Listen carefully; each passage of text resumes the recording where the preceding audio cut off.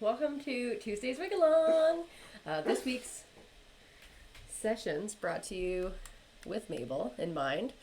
She's got a new treat today. Not that it's new, but I wanted to try this. She might break a towel, but oh gosh, she might. I just tied a knot. I did the thing where you do a bunch of treats and tie a knot, and she's probably gonna chew right through the towel, but there's a whole bunch of treats in here, and she's, if you can hear her, she's rip-roaring for it. Hey, can you show your face? You want to get on camera for a second? She's excited. Can you see how excited she is? Okay, you ready for this? We also have a frozen cabbage in the freezer. Okay, that's good. That's good. I hear you. Can you take it? Oh, I dropped one. Enjoy. Yeah, she saw me packing that on the floor and has been vocal ever since. All right, how is everybody doing today on a Tuesday? What day is it today? The 11th. Midweek, here we are.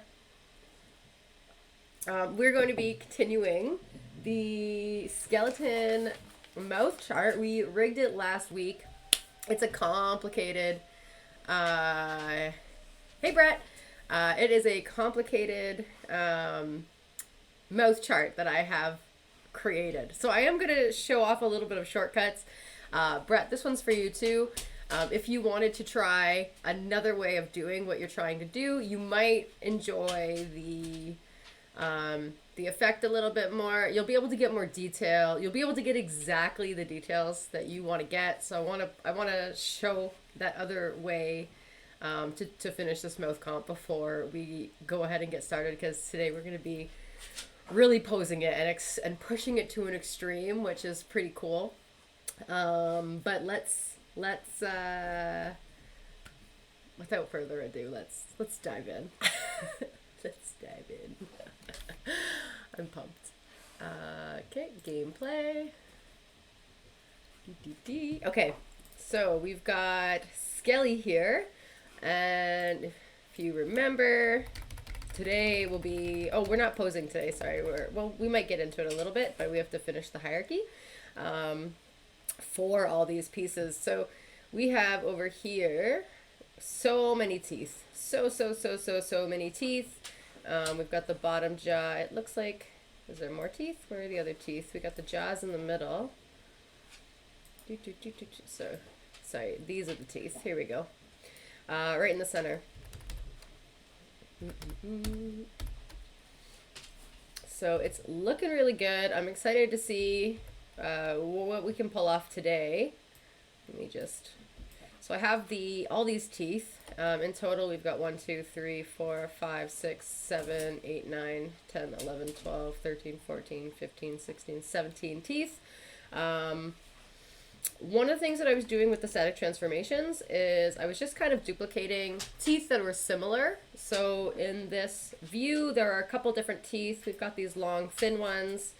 Then they kind of turn into these shorter, smaller ones. So I maybe could have done all of the top teeth based on the one. But the bottom teeth, they change a little bit. So there's like these tall, pointy, thin teeth, and then you get into these rounded triangular shaped teeth, along with these tiny little baby teeth back here. These ones back here maybe could have been the same tooth, but I know I separated them, so I was using static transformations. I do want to go over the process of static transformations one more time, because it does create it is a great shortcut, and I'll do it for the top teeth. It is a really good shortcut. Let me just move this over a little. I didn't want to grab this one. And it is a great tool to use.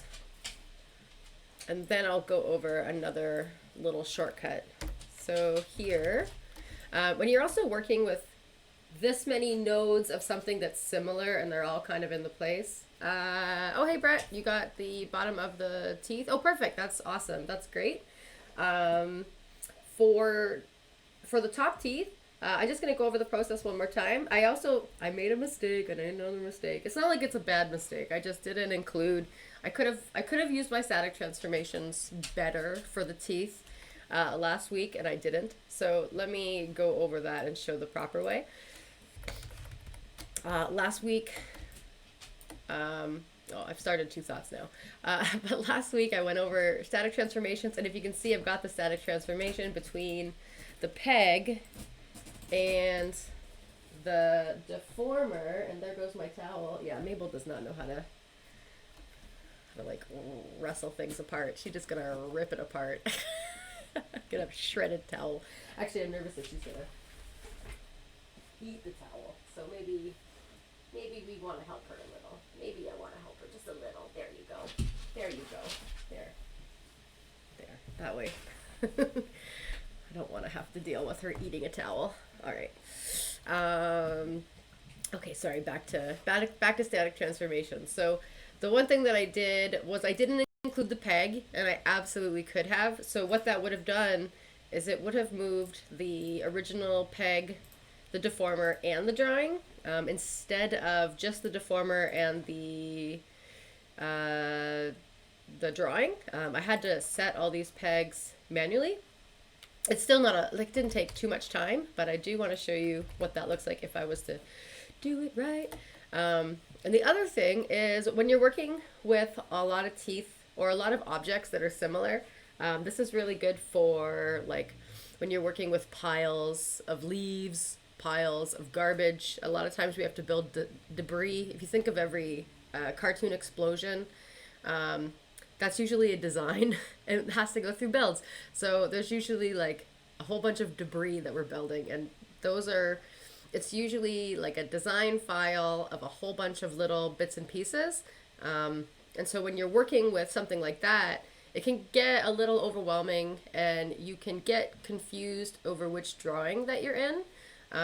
So to help minimize that, what's really good is to just, when you're done something, you want to deactivate the piece. So in the case of these teeth, since they're all very similar and they're all in the same location, you can actually deactivate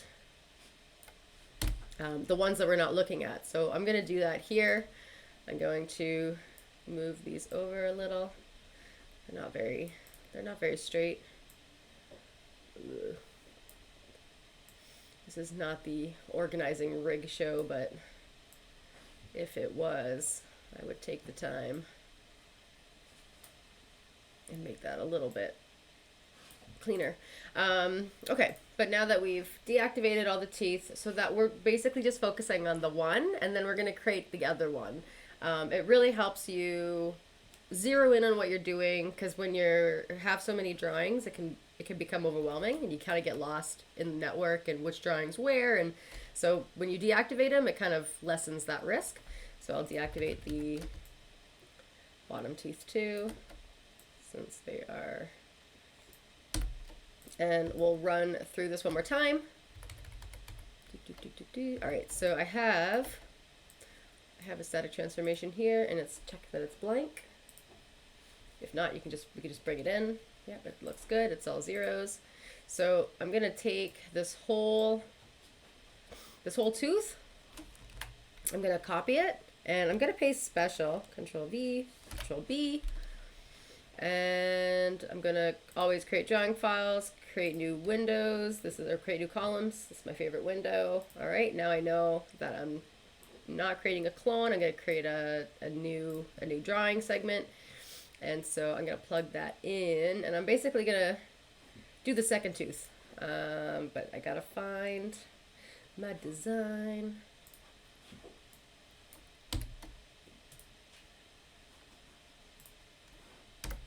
Okay. All right. So now I've got my design.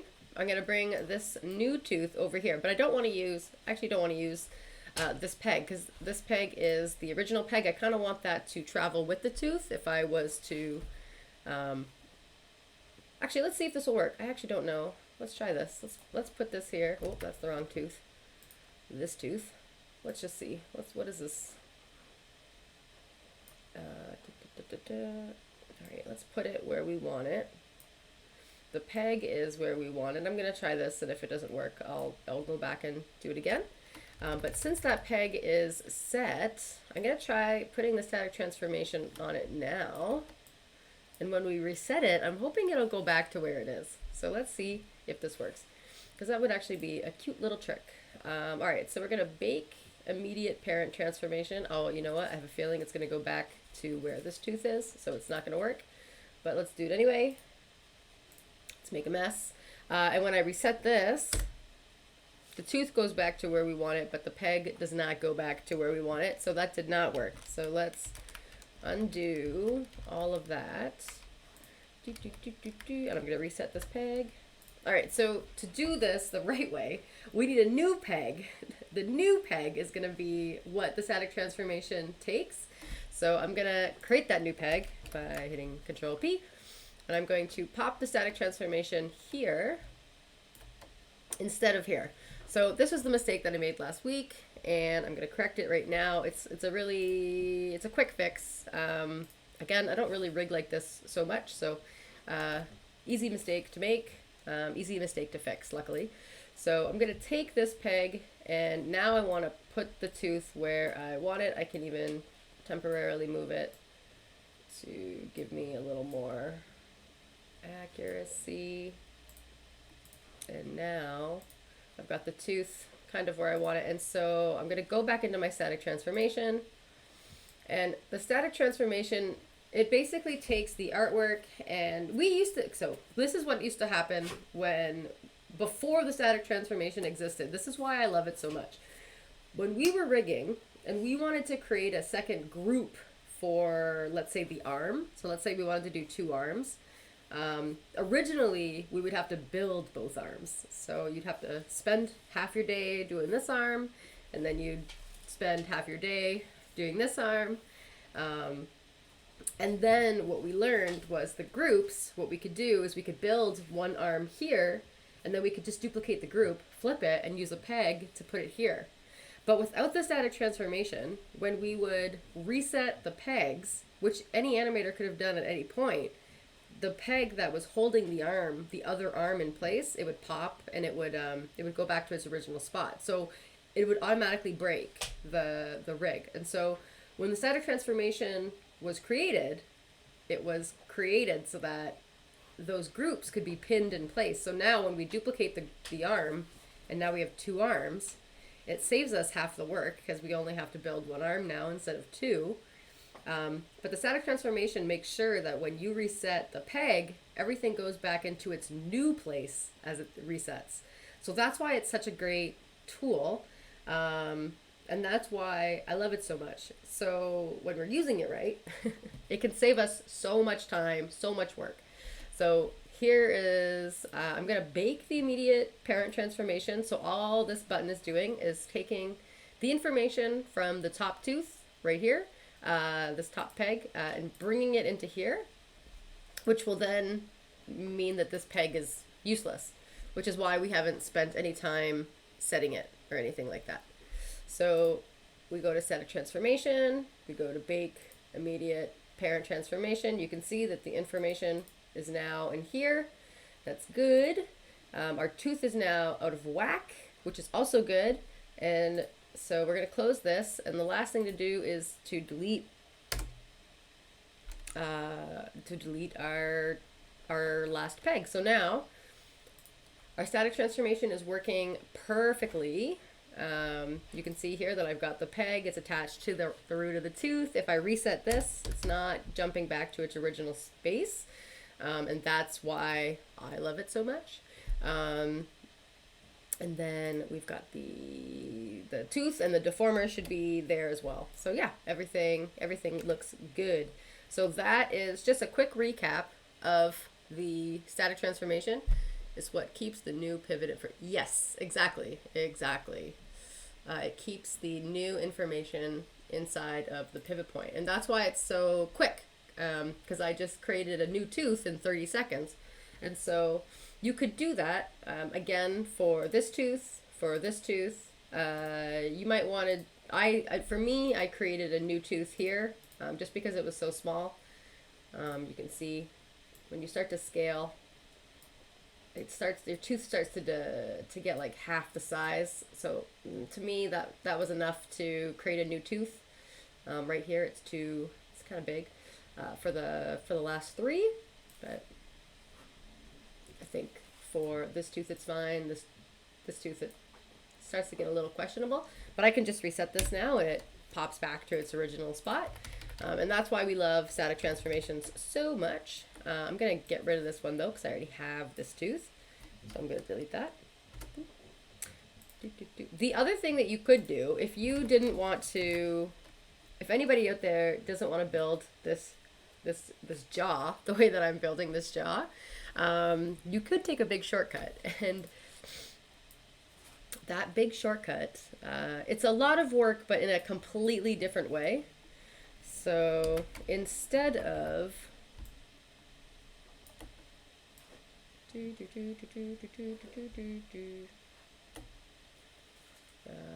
let's just, we'll deactivate all of this. Let's see, how am I gonna,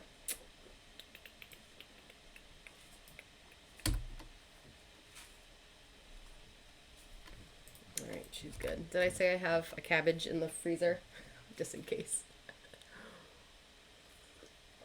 Okay, so let's take a quick shortcut. So let's say you didn't want to build any of these teeth, and I'm gonna group it real quick just to make it smaller. I'm gonna add a new drawing, and I'm gonna say top jaw, add and close. Control H. I'm gonna give that a composite.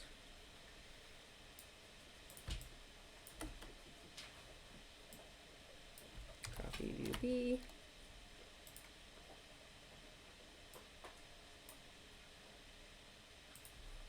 Okay, the bottom jaw is on top. Whoop.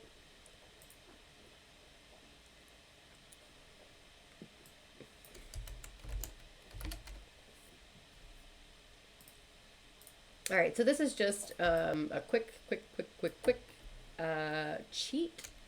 And what you could do, let me think of how I want to, I guess in this case, I would say the line tool is probably the best to draw. And I'm going to keep my rebuild.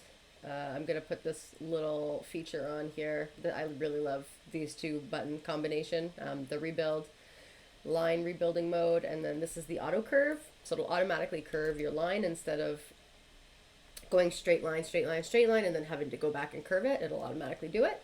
But now it's really good for building organic shapes, which this would be it. So we could do the bottom jaw. So let me draw on the bottom jaw. You could literally just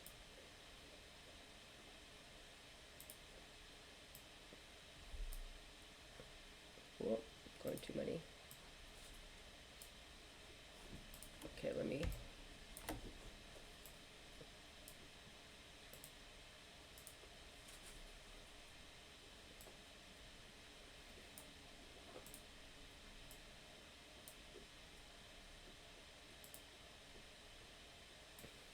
my line is a bit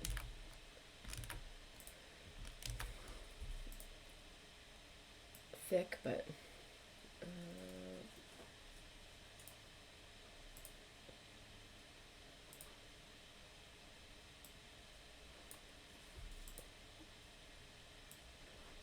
and all I'm doing right now is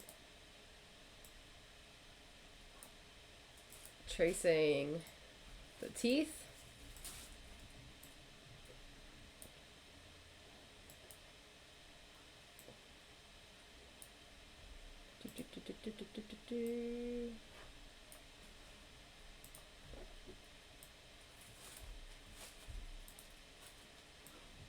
And you can see with this, I mean, it's not perfect, but oh boy, does it go fast. With that line building tool and the rebuild, the auto curve. So then you can from here go in. I'm not using my mouse again. Let me go in and make some subtle adjustments to wherever it is that you want to fix.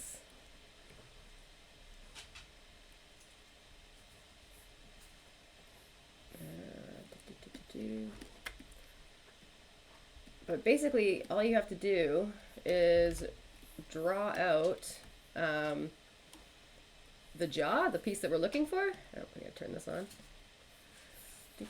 And instead of doing all of the broken pieces, the individual pieces, you would be doing drawing swaps. So you can get exactly what you want. There would be no deformers on a drawing swap. You could do a drawing swap for the bottom jaw. You could do a drawing swap for the top jaw, and still have them separate. And then that way you still have a little bit of animation in the bottom jaw. You could probably put a curve deformer on it, but you probably don't want to be you probably don't want to put too much. There's a lot of detail on a lot of these mouths, so you probably don't want to do too much, but you could probably get away with a little bit. And yeah, and that would help you, that would save you a lot of time. It'd be a very different way of animating with the drawing swaps. You'd have to still draw out your artwork. That would take you a long time. That would take just as long as probably is for me to rig. So, you know, choose your poison, choose your weapon, choose your time, choose your effort, choose your energy, choose your energy wisely. So with the deformer on each tooth, could you not duplicate them all and then use the deformer to scale the size? Yeah, you can. That's what I was saying. I made the decision. You're talking about the top teeth, those back bottom teeth at the top where they get smaller. You definitely can. Deformers have a harder time going smaller. So sometimes when they get too small, they crunch, and then it's like the guts spill. You know those balls? They're like dollar store toys, but when you squish them, they like pop out of your hands. It's like that. So a deformer, when it gets too small on the object, when it's compressed too much, it breaks on the inside and it kind of spreads out of the line work. So that's the only thing that you want to keep in mind and make sure that doesn't happen. If it does happen, you'll want to redo your drawings and for the back teeth. But if it doesn't, then you can definitely do it. I just chose not to do it. I don't know. I think that I try to fight the overcomplicate it, but there's a part of me that wants to overcomplicate things, which is why I was like, let's do this. Let's do these teeth. Let's rig these. So, yeah, you have to choose your hard, choose your version, choose your energy. So you could do that. You could do a bottom jaw and a top jaw and just very quickly run through all the drawings and trace them, and you can do exactly what we're doing, but I'm not going to say it's faster. I'm just going to say it's another way of doing it, and it's not cutout animation. It still is cutout animation, but what we're doing is way more down cutout animation path. All right, so that's why we made the teeth sizes in different stages. Yes, yeah, that's why I made the teeth in different stages. Yeah, and I just looking at them, I could see there was about, well, at least 3. You could I think you can get away with the top teeth being all one, but the bottom teeth, you're pushing it. These are 2 different sizes right here and here. So, yeah. The real only wrong way of doing it is, you know, not trying or that's it. I mean, not trying. I think that's the only way that I would consider it wrong. No, there's a lot of ways to do it. There's a lot of ways to do everything in harmony, though. So that's the trick. Let me ungroup this. Okay. Don't like. What is this? Oh, I don't like this. Right. Let me bolt cut this.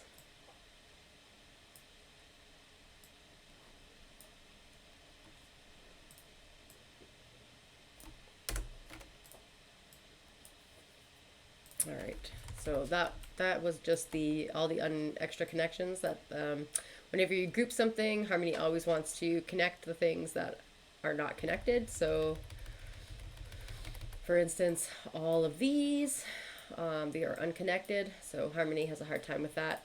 So it connects it automatically when you group, so I had to get rid of those. Okay, shall we keep going? Shall we keep growing? All right, let's activate. Let's see all these teeth. I definitely need to create some hierarchy here so that I can finish the... Well, we can't move into animating without hierarchy, so let's do that. I also have to finish the eyes. That was something else that I needed to do. And the eyebrow cutter is not big enough, so let's fix this one as well. I'll do that one first. If I jump down to the underlay layer, I can see that it is too small, so I'm going to copy the color art and bring that over. And now I've got something to kind of measure.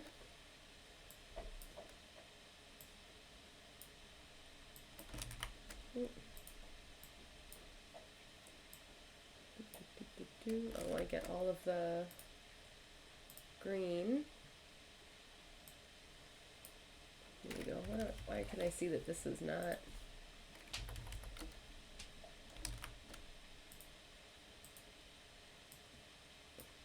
There we go.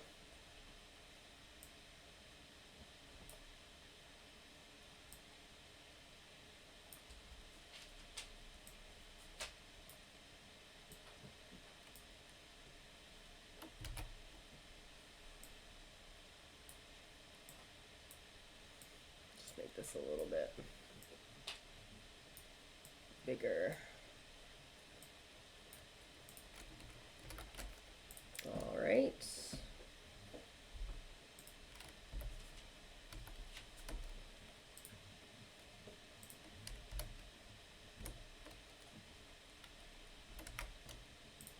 Okay, let's do the first eye first.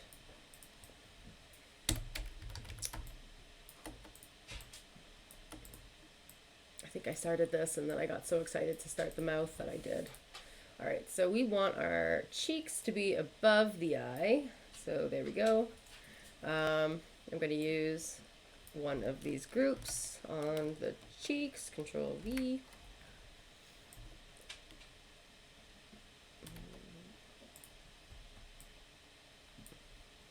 And I'll edit this line because we don't need to have everything, the whole square showing. So I'll just do that.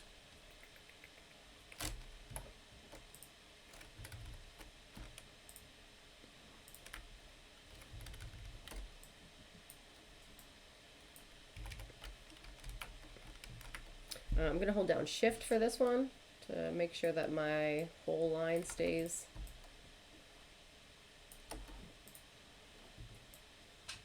symmetrical.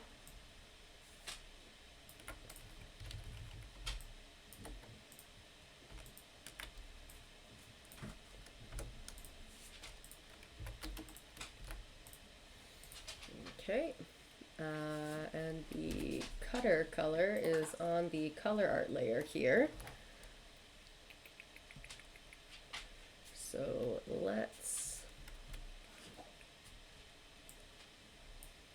we are going to use the cutter color to be cutting the eye. So I need a cutter. I want to remember to add handles on this one. I always forget to add handles. So I'm going to come add that to the mask. There we go. It looks like it's a little too short, so I want to bring that artwork over a little.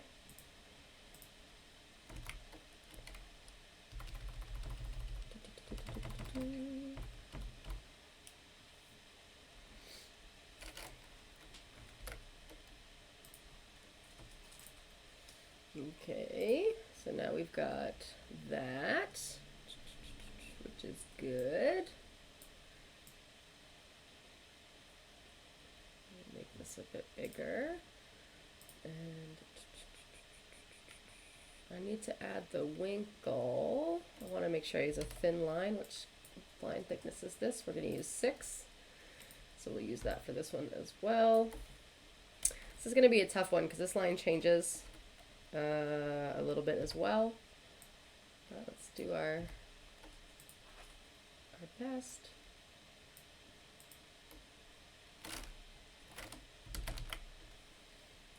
Okay, make this a 6.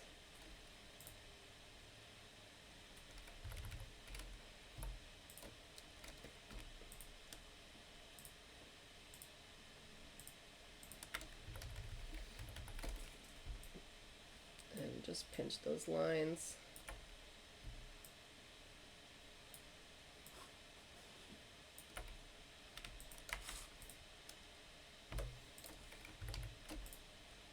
If you want your line to look like that it's like a little more hand-drawn and uneven, you could go in and kind of play with these. I'm not going to do it too much because that's probably where my... But you could go into your lines and kind of force them to look like they're more traditional in a cutout. You could do that. It just takes a little bit more time. I'm not gonna do it. I don't think that's a good idea for me, but you could definitely do that if you wanted to spend more time on your line work, Brett. You can definitely go for it.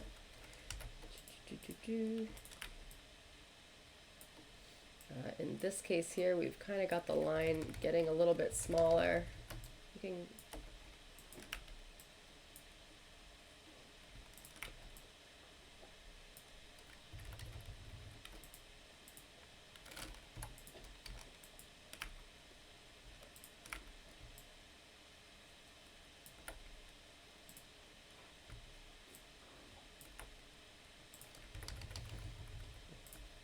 something like that could do just give some nice detail. Do that shaky line feeling. So it's a more delicate line.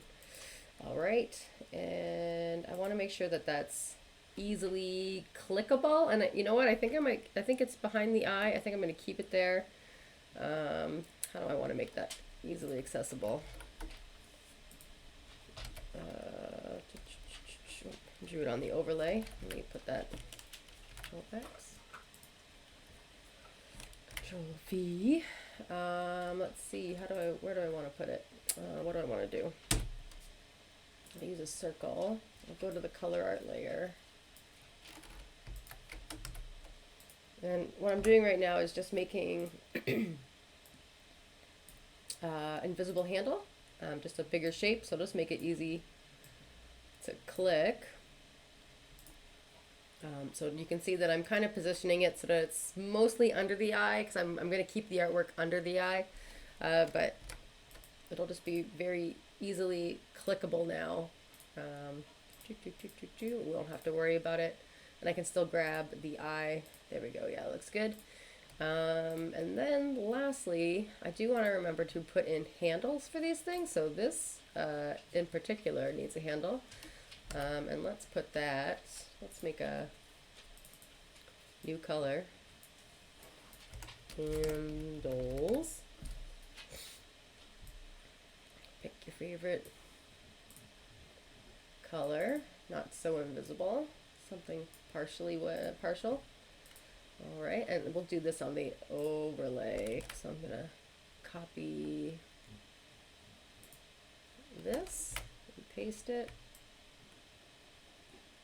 Make it way smaller.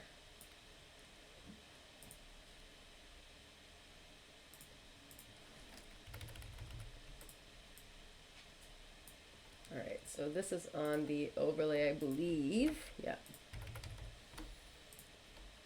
All right, so we've got the mask cutting for the cheek. We've got the mask cutting the eye. We got the line into our composite. I'm going to bring my handle down.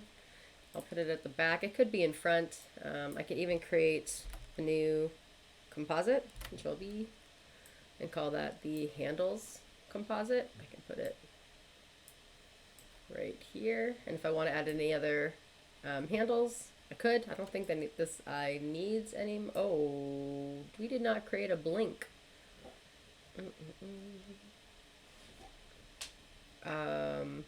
Brett, does this character blink? I wasn't sure whether we should give bone eyelids, as that's kind of what those lines are. The bone is an eyelid? Or I thought it was just like it's really common that we add like a little line here. But does the character have eyelids?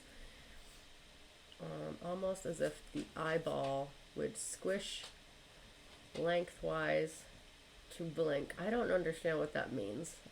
If the skeleton was to blink, though, it may just be the darkness from inside the eye socket going over the eyeball. Oh, that's creepy. That's creepy AF. Almost as if the eyeball would squish lengthwise. So, like this? That's not really a good, can't really, like that? Not, this is lengthwise to me, not like this. Like horizontal, not vertical. You get everything, Maybel? Yeah, you pooped now? Good. Yeah, kind of. Okay. All right. Well, let's keep the cheek, because that'll give it a new effect, and that cheek won't be on all the time. And then for an eyeball, okay. All right. How do we do this? We need 2 drawings. What do I have here? What do I have already made? This one's got 2 drawings. I'm going to use the cheeks. Copy, Control V, Control B to make the eyelids. Yeah, there's going to be a couple things here. All right, let's label these properly. Handles.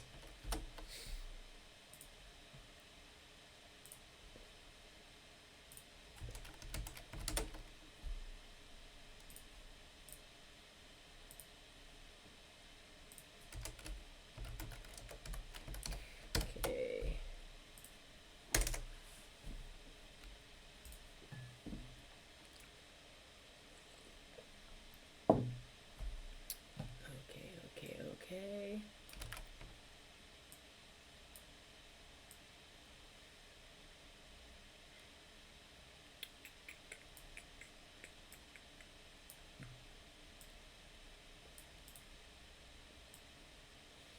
Okay, so the pupils.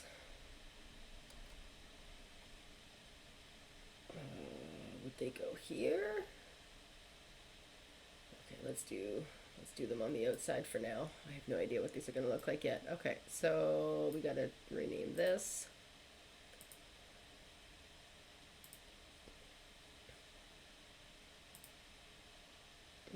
To be the upper eye lid.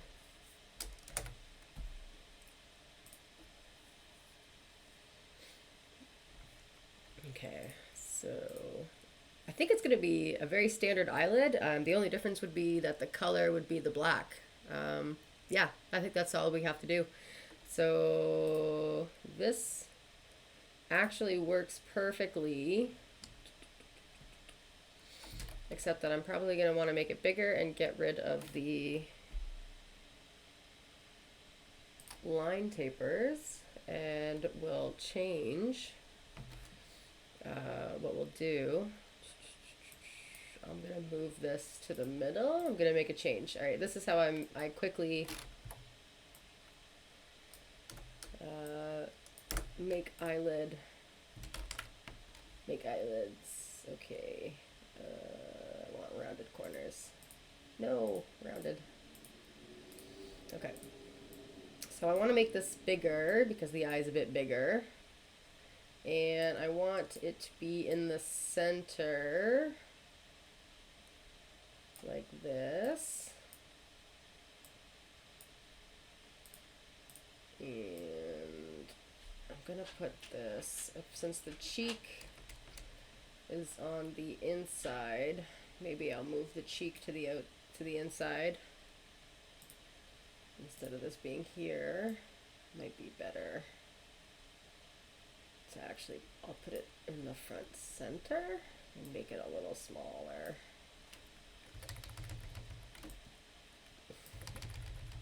Great. So we'll give the character a little teardrop. Okay, let's deactivate this so it doesn't get in the way.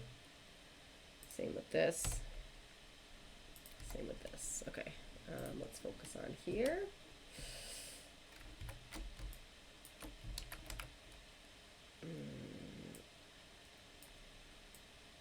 Is your eyelid more like this? It probably look more like this, eh? All right, so here I've got it lined up in the middle, and I'm just going to copy Control V, Control C, Control V to create my lower eyelid. And the reason why I copied my drawings like this is because I wanted to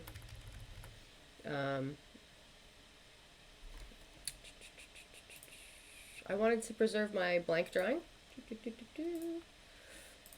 Just like that. I just have to remember to move my handles over to my blank drawing. That's the other thing that I always forget to do. I mean, handles in general, I forget handles. So all the little moving pieces that come with them.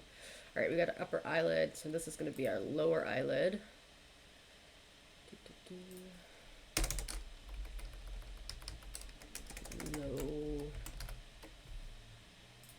Lower eyelid.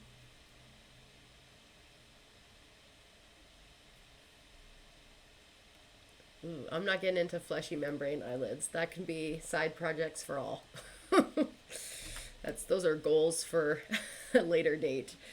All right, so we got the lower eyelid. Let's see. This is gonna be. I'm gonna go for a color that's similar to this hat hole, but I'm gonna go darker, so it's not exactly. I'm gonna put it with the eye. I'm gonna call this color the eye sockets, and I'll do something in somewhere in the middle of like this. It's darker. All right, so let's go a dark charcoal. I think that's probably as close as we're gonna get. There we go. That's the lower eyelid, and then we got the upper eyelid, which is the eye socket color. And this one here, we're going to take all this information and I'm just going to flip it. This. It's the only thing about turning these.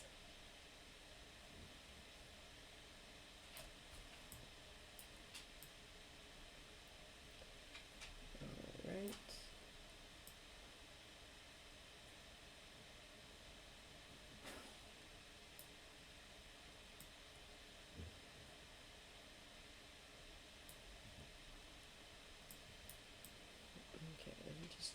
Checking to make sure everything is aligned. Looks good enough.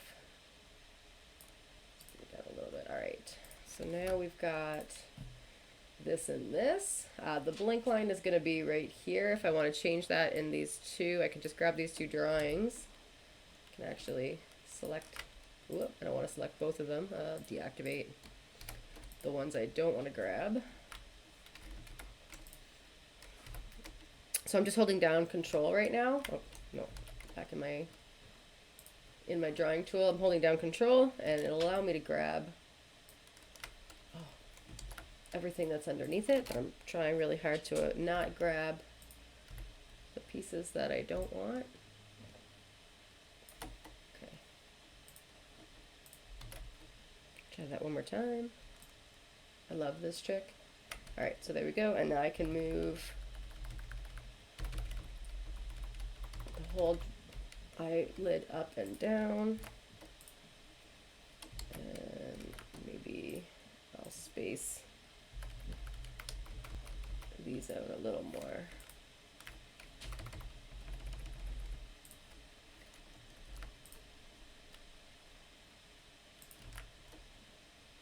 Okay, All right. So now for this one, I think that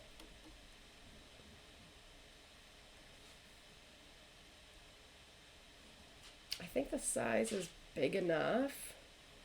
The only thing that I want to do now is, let me deactivate the eyebrow cutter. Is it this one or this one? Is it this one?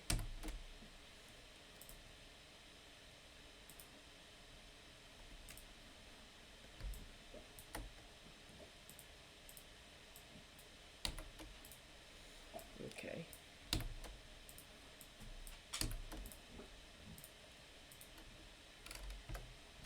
All right. I don't think that it goes here. Let's see what it looks like.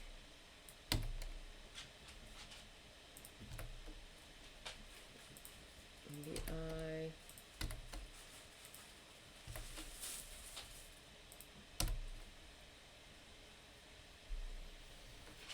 Okay. Okay, the pupil is being cut here. Oh, that's okay. Here we go. I've cut the pupil. Let's see. We probably need another composite. Copy view. And let's make some space so not everything is getting squished.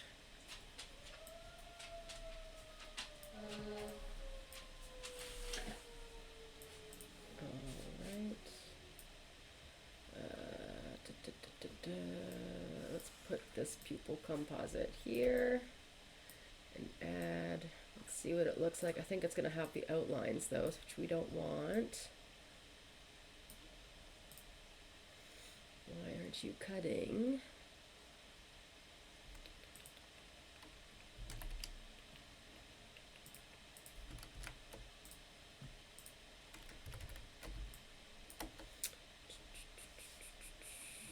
Oh goodness, that's why. Okay, let's see. Take the cutter, actually apply the cutter. I'm going to be cutting it by the color art layer. So this is what it's going to look like.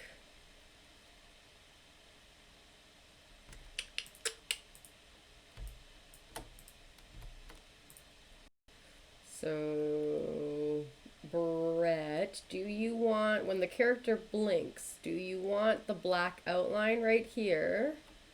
Or do you want,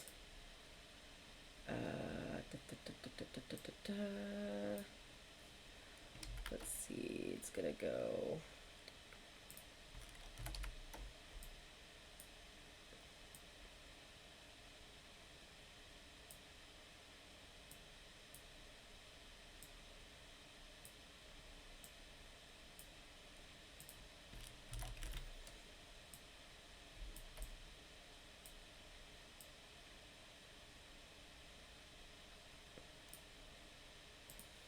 or do you want it like this?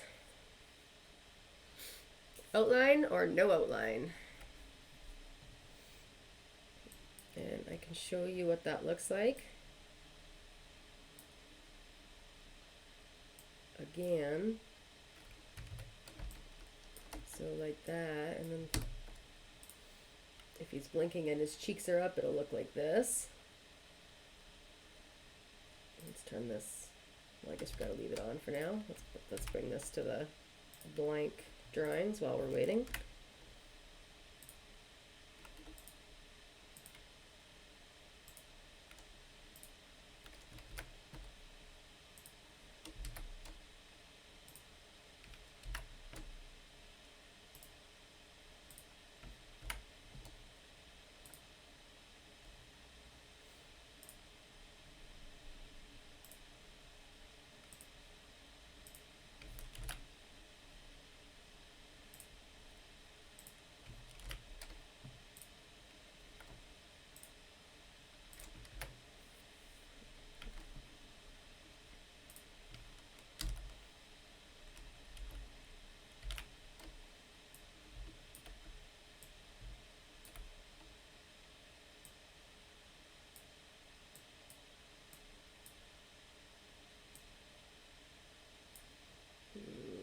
Keep the outline. Okay.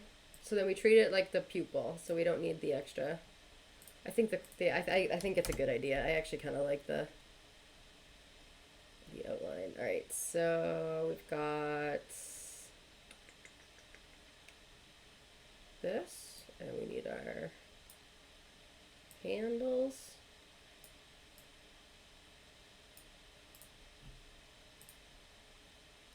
All right, and then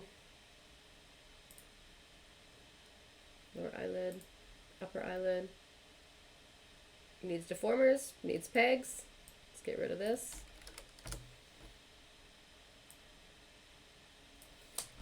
I think our eye is done. I would make the color completely black, or black going to a gradient. All right, let's see.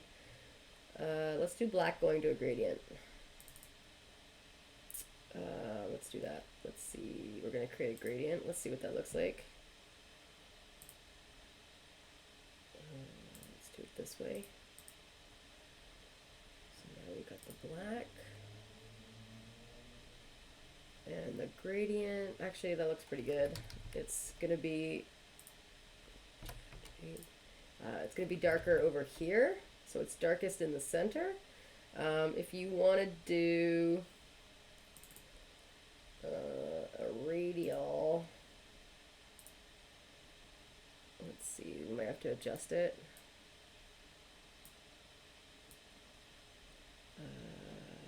Edit gradient.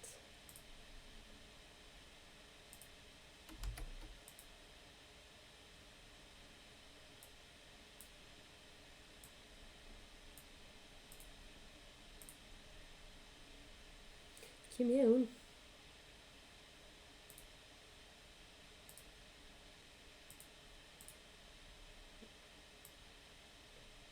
Alright, so we just have to put the gradient, make it smaller.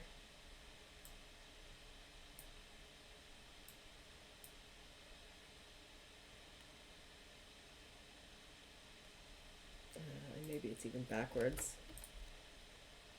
Hang on. It's going to be darker on the outside, lighter on the inside. Let's do this a little lighter. All right, and I got to move the other one.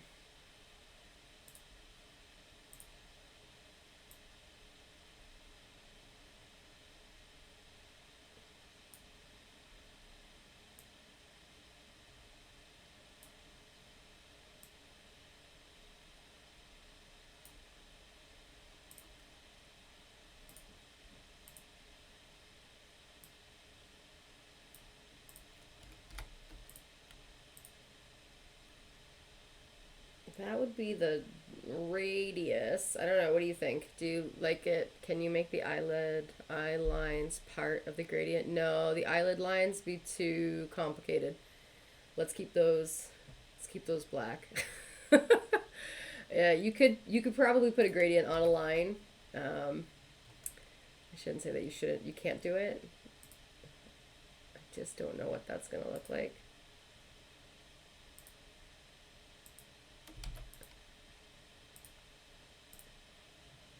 Yeah, it doesn't really, I don't think that's the effect you're looking for.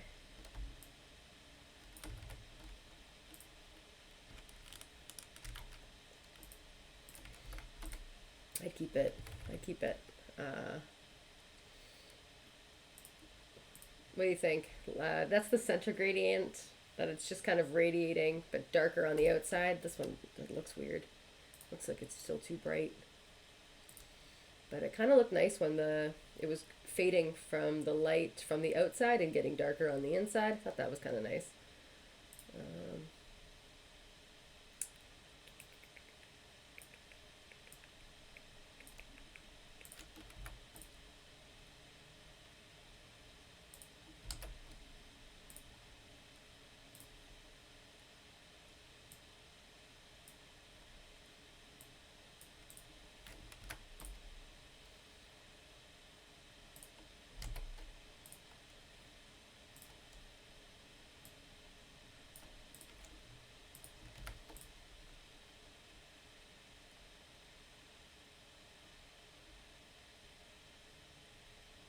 I mean, that looks like a shadow to me. That's, that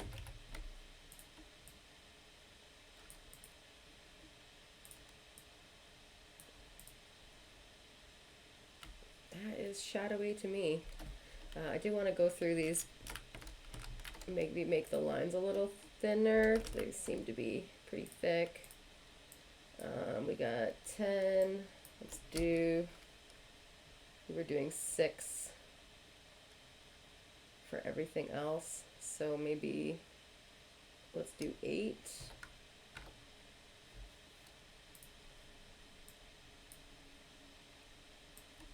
Here. I'm gonna make the eye line a little bit thinner. Let's do 8 as well. And then cheeks. Let's also do 8. All right, we have everything done, everything done, everything done. All right, now we can add deformers.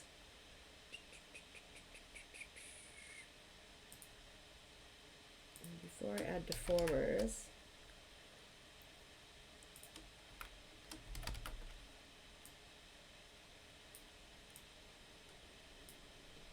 just want to check.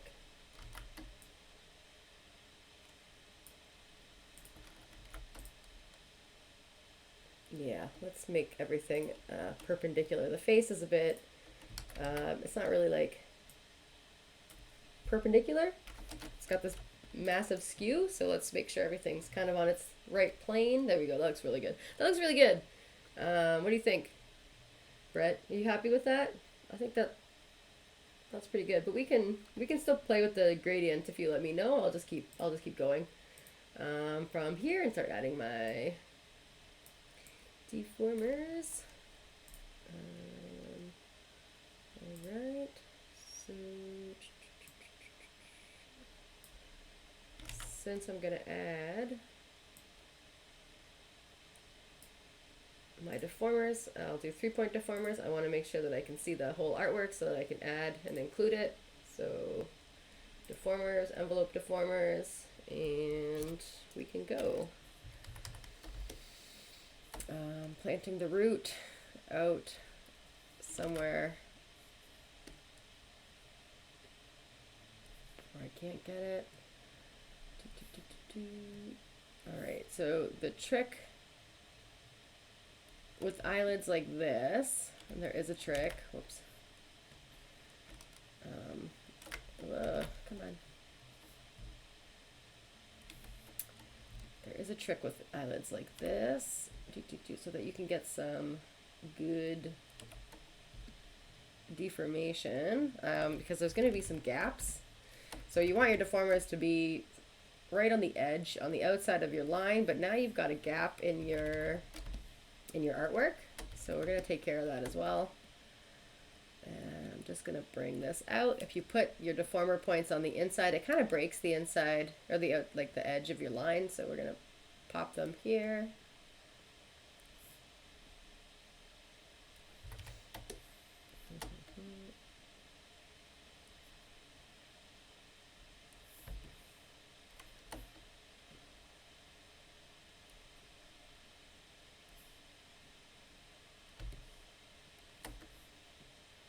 Go.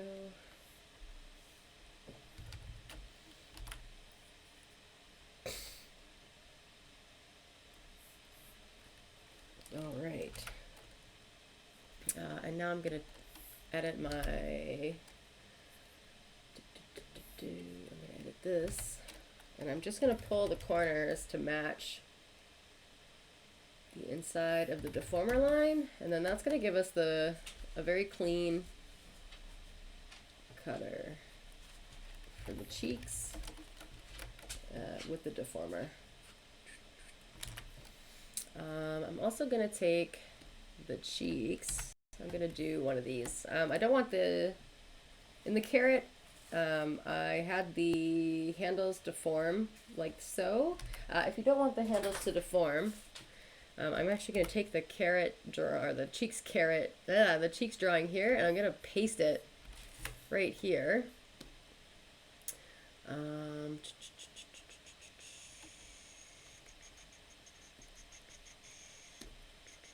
going to unplug this. And I think I can go, can I? No, I'm going to put it here. Control X. And I'm just going to bypass this deformer, and I'm just going to put this is how we kind of do it. So we kind of make a copy, we just kind of sneak it somewhere below, and then attach that. And that's a direct copy. So if the one changes, so does the other, but now our handle should not be, there you go, is not included with our deformer. And I'm going to unplug the actual cutter so I don't see it. And now I can turn this drawing off, and I'm just left with the handle so that I can turn it back on when I want it. Perfect. All right, and now we'll do the winkle. Let's put a deformer on here. Maybel's over here, it's farting up a storm. Okay, let's try. I don't know why my deformer is automatically creating these extra points.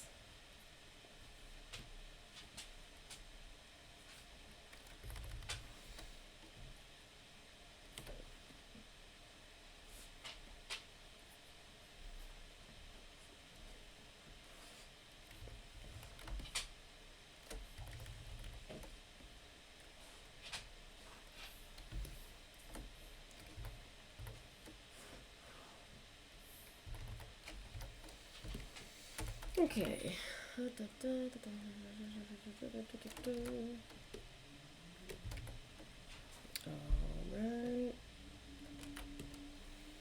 We got that, we got that. Let's deactivate the ones that are done. I'm gonna deactivate the brow. Whoa, hello, what I just hit? Oh, that's what I was trying to avoid with the... Bring these points up.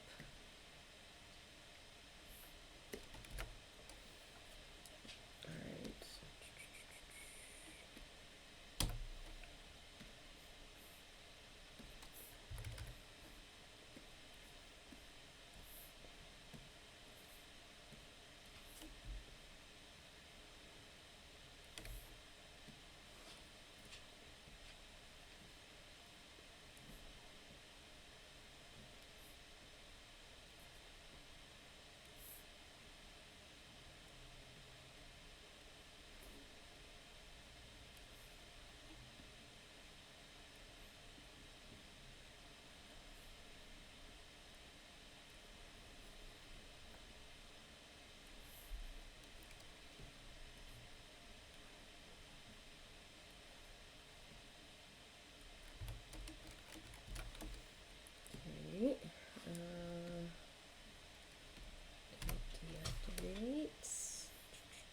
Deactivate this one. Oh, I don't need this one. Let's do the eyelid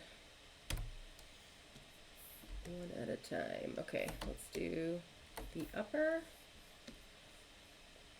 And we're gonna do the same thing. Actually, we don't have to really worry about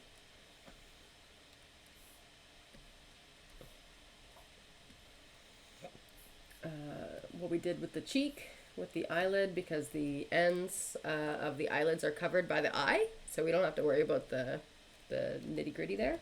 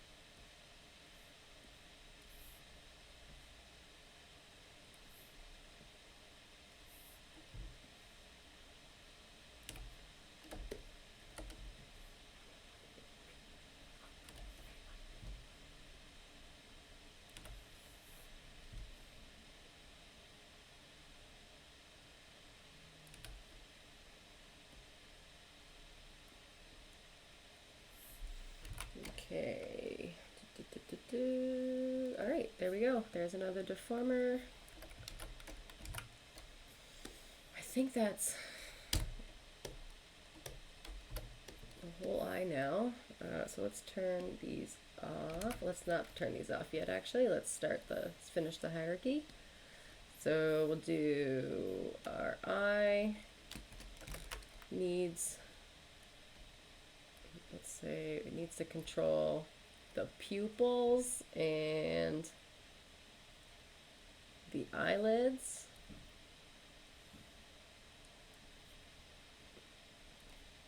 I'm gonna add a eyelid pupil just to grab both. And we want to have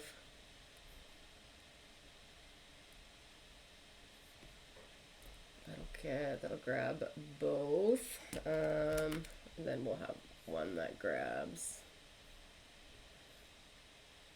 the winkle and the cheek. I think that would be under the same. That looks good. Okay, and we can name these our main pegs. So we've got our eyelid main peg.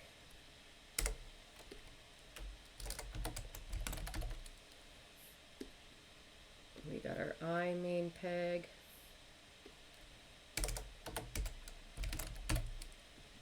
And we'll do a master peg to control everything.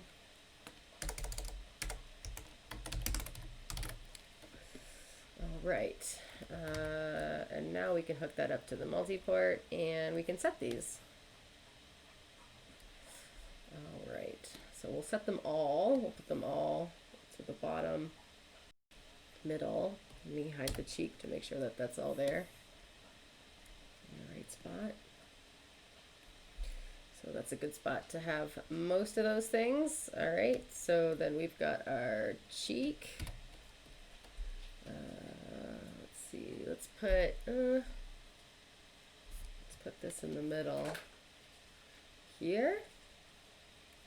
That way it'll rotate out, kind of like that. And then let's do the winkle. I can put that, I think, down here, it's fine. Or I could put it up here. And then that'll also let it rotate out like that. That might actually be a better place. We got this one, we got this one, we got this one. I'm happy with all those positions. Let's do the pupils after we do our eyelids. Let's go in the center. Hello.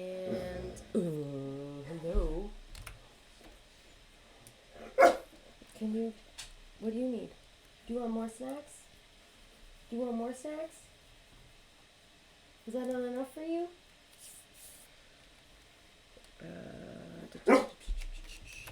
Let's animate these out of sight. Okay. Hey, no. No barking. Let's move this around. All right.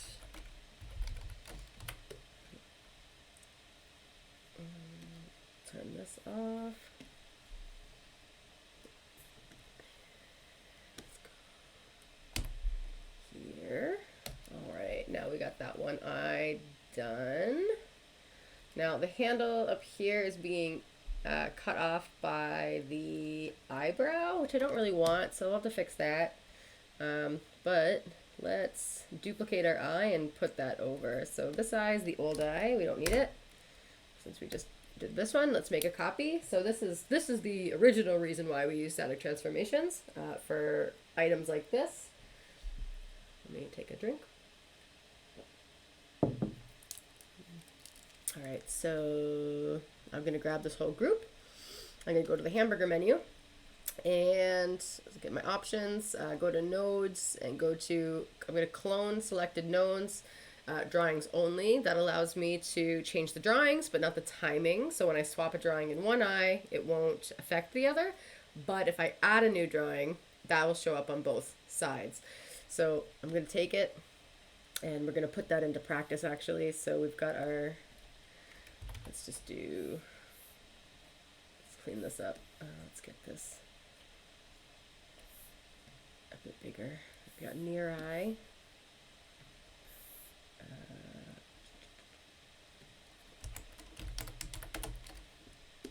Near eye. Let's call this one the far eye.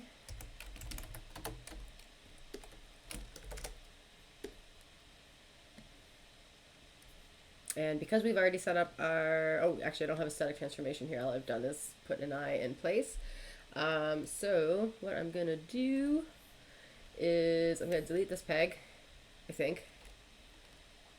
Let's deactivate it first. No, let's leave it. Let's try just bringing in a static transformation. SDA. And let's use this peg for that static transformation. So let's just suck up all that information, hit close, and I'm gonna hit reset to bring it back. The only thing that this does, this works, but the only thing that it does is it might change the line thickness right here. It doesn't actually bother me too much, but if it does, if it bothers, what we could do instead of affecting, because it's because I squished it right here.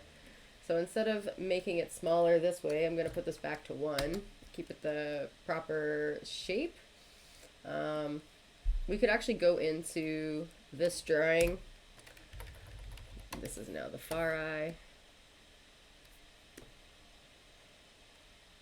Let's do...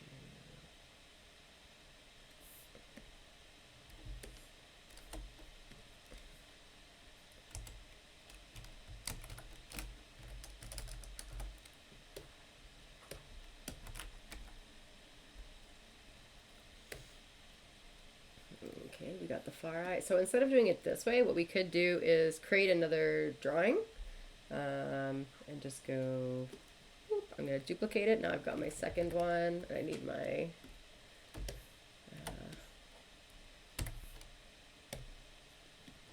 so now instead I'm going to change the drawing, and then that way we keep our line thickness very uniform.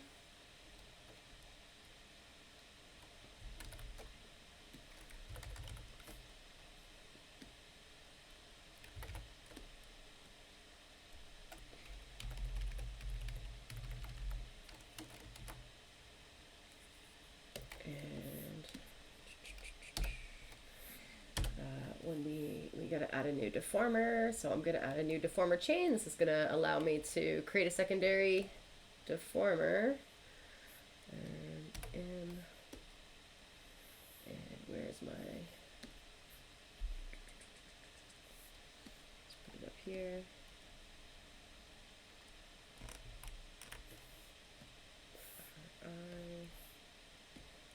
Making sure it was on the right drawing.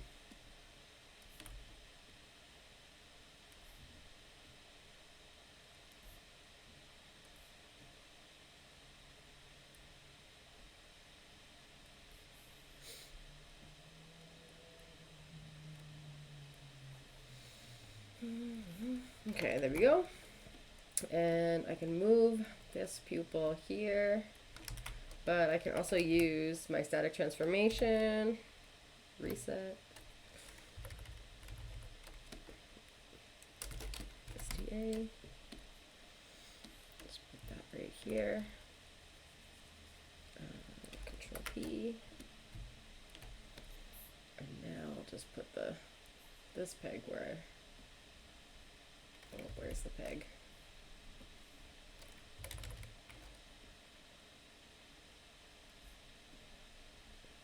I could recreate a new pupil for this as well if I wanted to. I'm gonna leave it though. I'm gonna keep that one. I'm gonna hit bake immediate parent transformation, and now I can delete this peg information to put it back in place, and now I can animate this pupil. It'll always go back to that location. All right, I got my deformers. Let's fix the handles so that the handles are not cut by the eyebrow, and instead of putting it into the eye composite right here, I'm going to pop it out, but I do want to make sure that I'm not affecting the thumbnail. I want to make sure that I'm not affecting the thumbnail.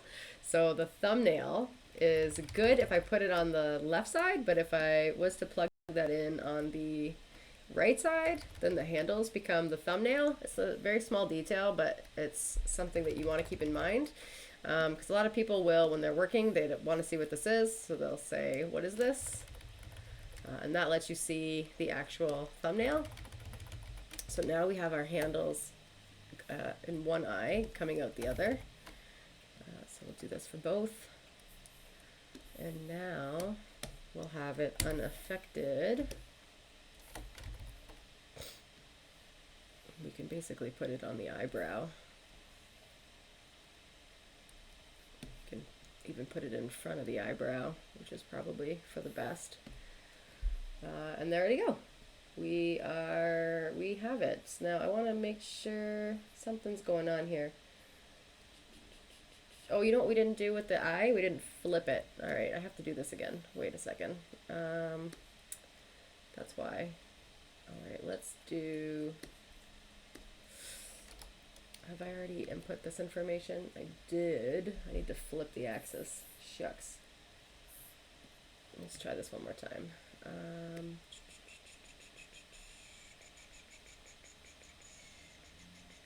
Far eye. I've already done the work though of putting it in place. I don't want to undo all that work. Let's see. Let's just redo the peg and the static transformation. Let's see. Enter STA.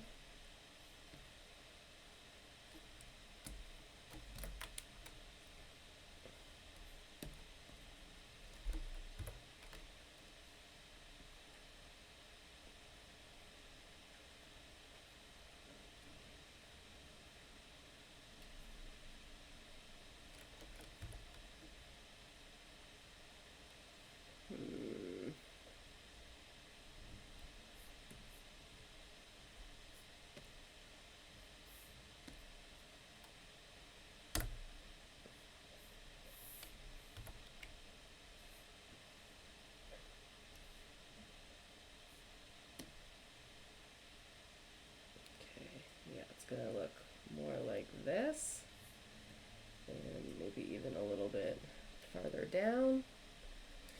And now I'll switch back to the other drawing and see if that fits. I might have to make it a small adjustment there, but that's not too bad.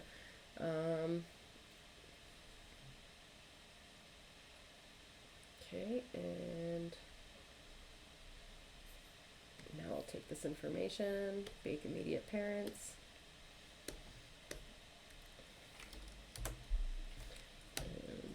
This. Okay, I'm gonna redo this static transformation as well.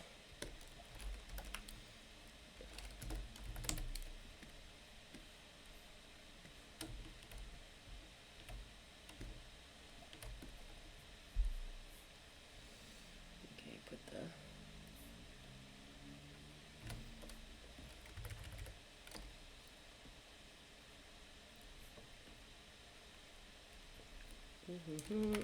Brett, do you have any more questions with, I was going to say static transformation, but you just added, why did I flip the eye? Why did I flip the eye? Because we're symmetrical, and I forgot to be symmetrical.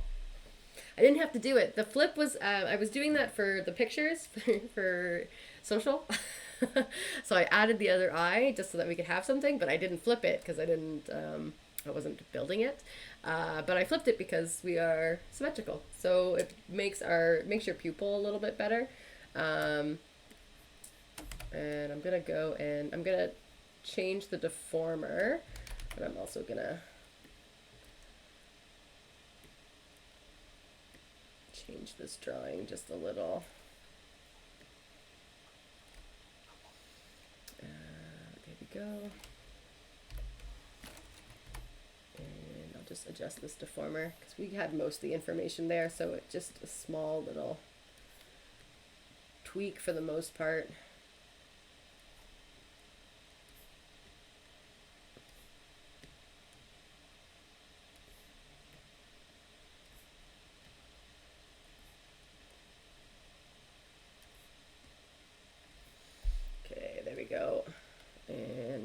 put,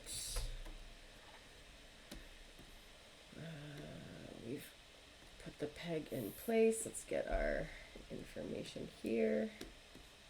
Delete this peg.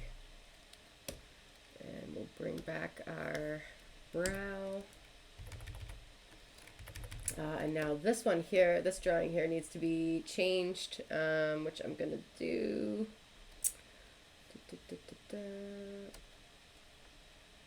But I'm also going to move.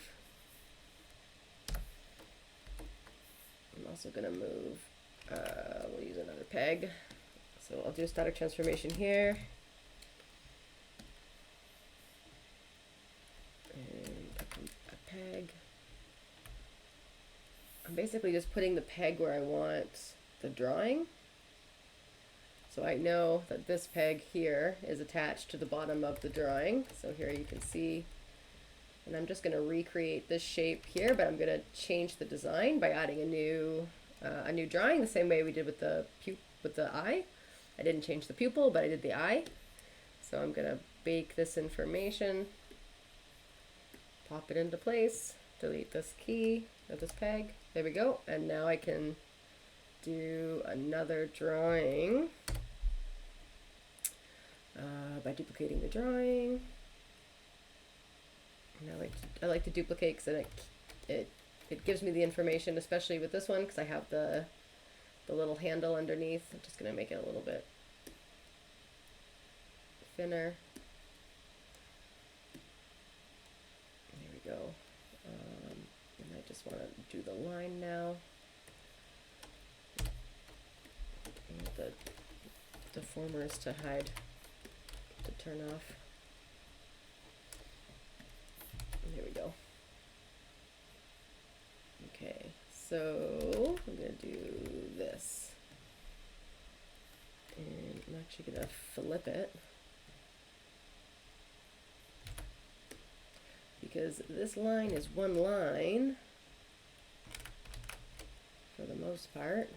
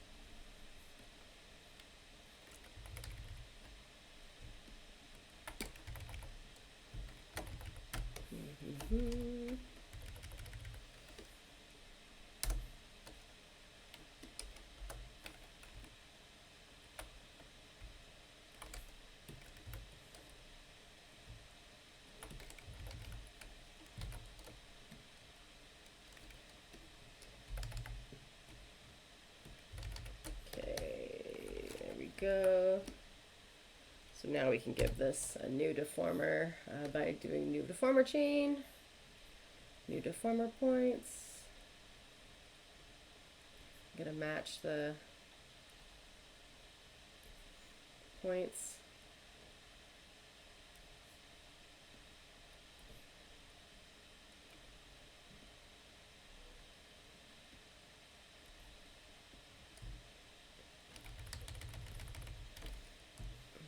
Make these a lot smaller.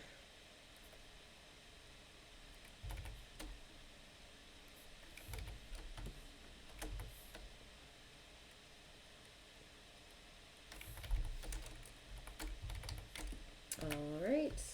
You could also just do like a way simpler 2-point deformer here, or 3-point deformer. That would also work with those lines. That's the nice thing about, I'm kind of getting into it here, but we probably could have shortcutted that one.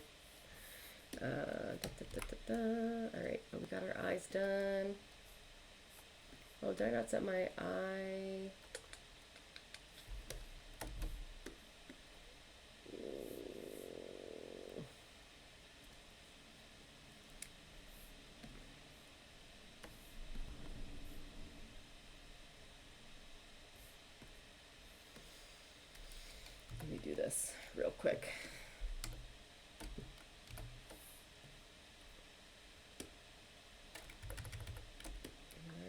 the eyebrows.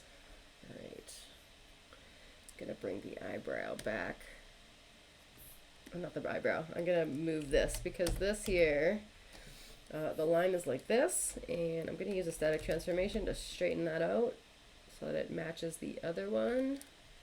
Since the character's on a diagonal, we don't have the nice little. It doesn't when it flips. It's flipping like on a 45-degree angle, since the head's kind of like this. So we got to fix that manually with the static transformation. Just static transforming everything. The new peg. Oh.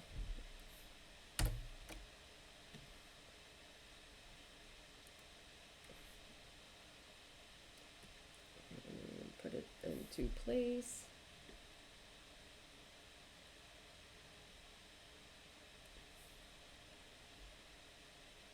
And I want to match the other eye. I'm going to reset these.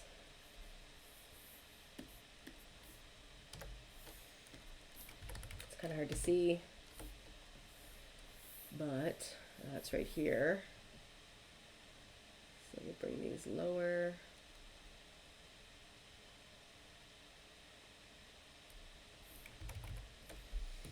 So they'll have real low set blinks. Okay, we can take this information, delete this. The monster is sleeping peacefully now.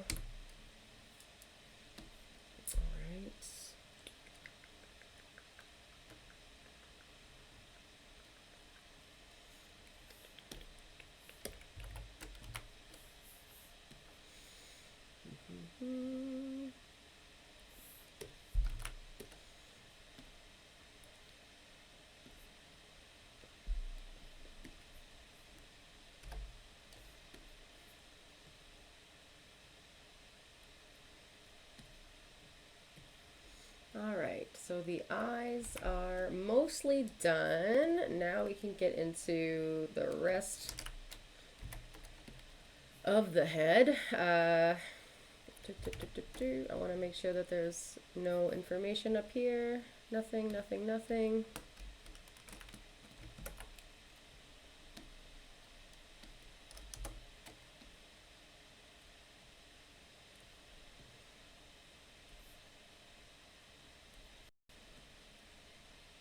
The brow's gonna need a deformer.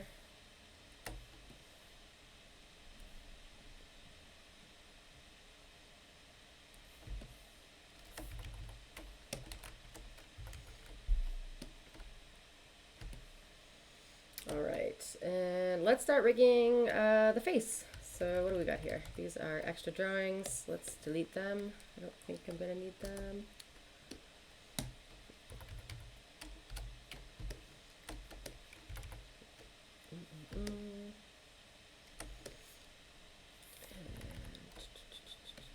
Okay, we got the nose bridge, the nose tip, the nose hole. All right, so the nose tip is going to have a main peg. The nose is going to have a master peg. So that's going to connect to this. This is going to connect to this. Notice how I'm adding my main pegs specifically so that they are right above the peg that I'm adding those to. So the one that controls, that is in control, is on top of the peg. So for instance, instead of nose bridge, this is just going to be the master because it's going to control the whole nose. Then we got the nose tip main. Oops, I meant to keep that open.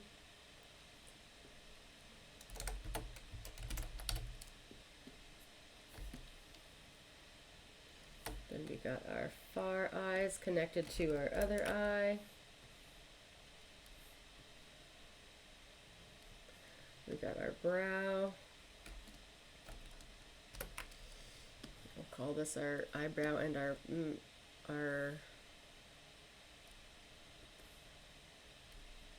so we got both eyes.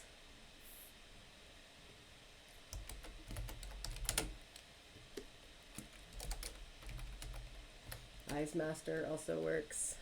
eyes and brow master. E.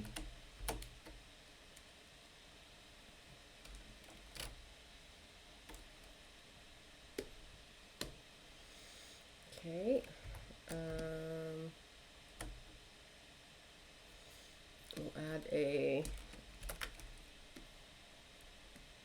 our nose to our face. It gives us a little bit of a, I don't know what I want to call this, upper face, but I'll just call this face master.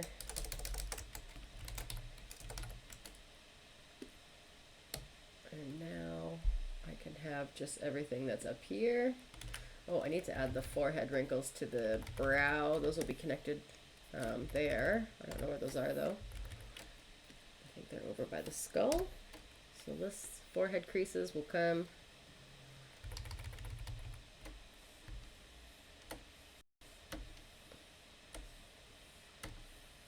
all the way over here. And I don't need to have them all the way over there. We'll put them here. And we need our brow main peg. So now our brows are gonna control the wrinkles before they control the eyes. I think that's a better system. So we can go like this, and then we can go like this, which looks good.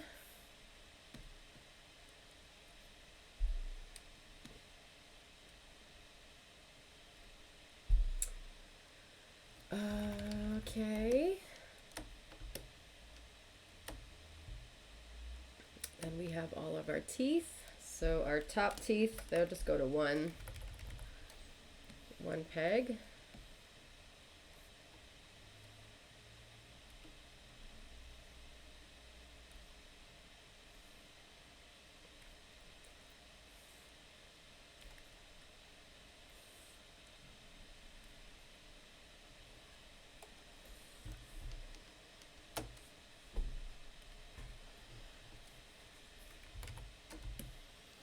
Would you say the node web here is typical of most head rigs, or is this more or less involved? Well, the teeth are less involved, or sorry, the teeth are more involved, but this character doesn't have hair. Hair is always like a nightmare. I shouldn't say it's a nightmare, but it's like most of the head rig. So maybe when it's totally done and I zoom out, I don't think it's, I wouldn't say that this is super intricate. I would say that a typical, like in a cartoon production, I would say that they would probably still be more pieces added to this. There'd be a lot more like just in case. We add a lot of just in case when you get to the professional level, because you want to hit any added, any detail that an animator could need, you want to add that. So I'm keeping those things in mind, but I'm trying to be somewhere in the middle.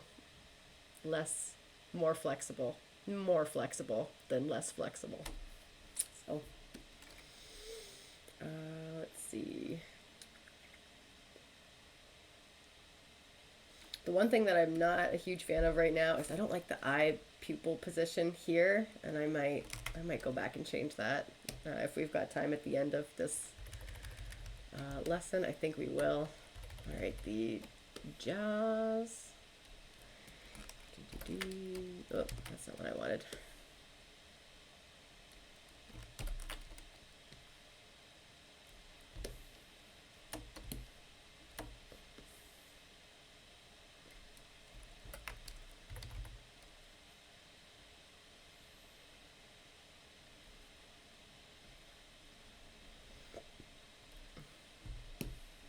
Another one. How many teeth are there here? We're still missing 3.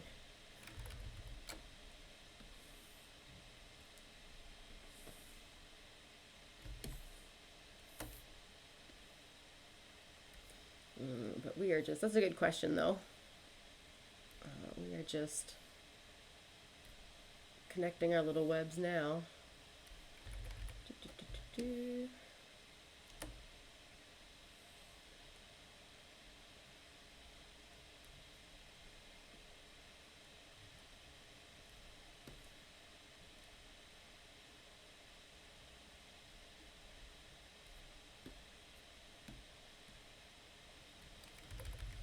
What did I just jump into? What is this? This is old. Let's get rid of that.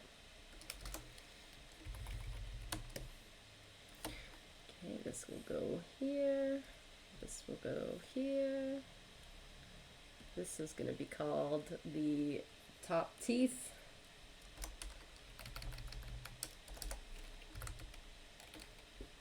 And we'll call that main. And I'm going to steal that for this peg and call this one bottom teeth.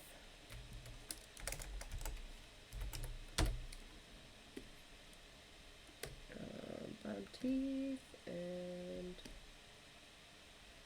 alright, then we've got our bottom jaw master and our top jaw master.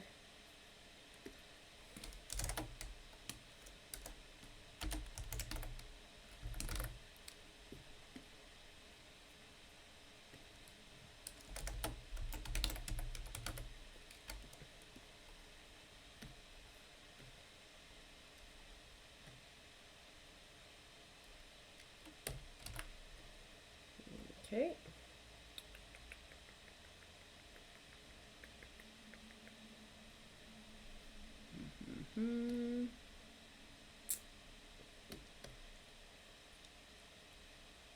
Alright, so then we'll have the jaw, the skull's connected to the bottom jaw. So let's do these things. And we've got a hat. So we've got the hat hole, the hat tear, the hat holes all in one piece.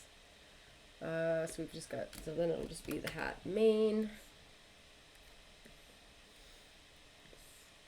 If we wanted to do the hat details, that's kind of nice to have a peg there, just to get, if we want to do like some sort of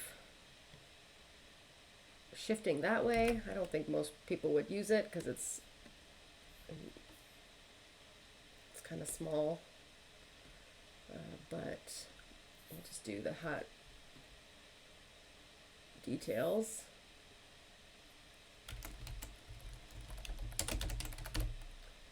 Main peg.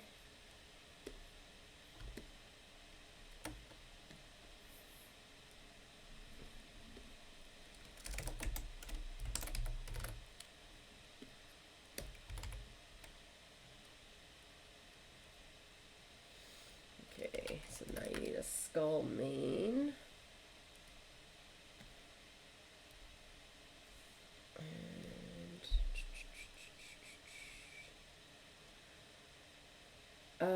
The one thing that I'm not sure, let's do a skull master.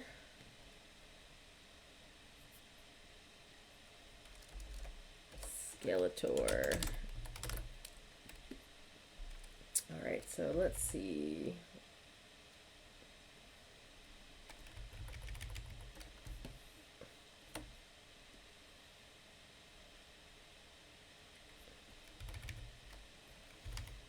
What I'm thinking, so I'm going to take the whole jaw. And I'm going to move it over here. And we'll take a more head-to-toe approach on this because we want that skull to be connected to the actual eyes and face. So let's push it over. Come on, did it? Oh, no, come on. Grab, no.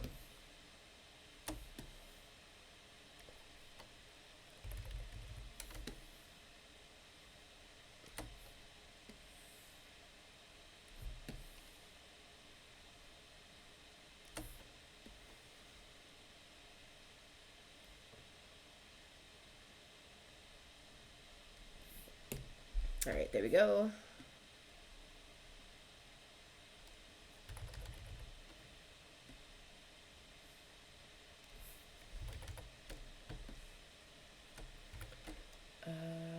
so then we got the skull and the oculars, and then we're going to connect that to the face.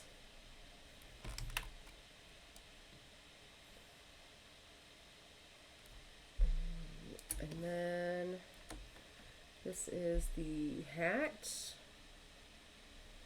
Oh, I hate having the hat in the middle.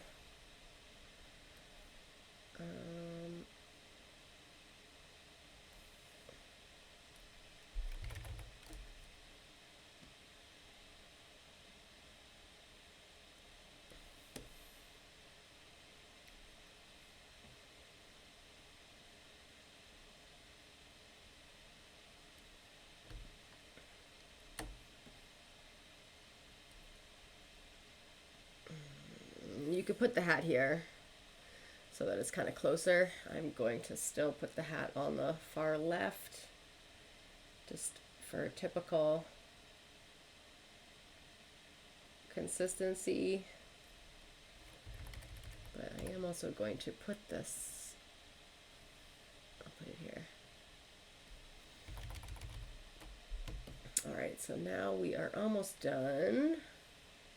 All right, so the head is then connected to the jaw.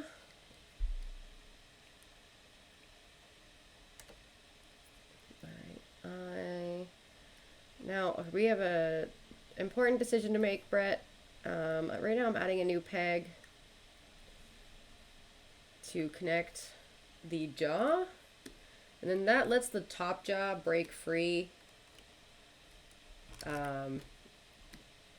from the skull, but typically it doesn't. Typically it would just go, come on. It would be connected. You could still move it. It's still able to be broken free, but I think maybe that's better. I guess technically, what that might even look like is a real skull would look more like this. Maybe more like this, so that you can keep the peg for all those teeth. So maybe something like that. But let's not do that. So I think that one would be better. You wouldn't be able to get what you can't do here. You can move the bottom jaw. What you can't do here is move the skull. And is this the face? No, it's the eyebrows. Okay, wait.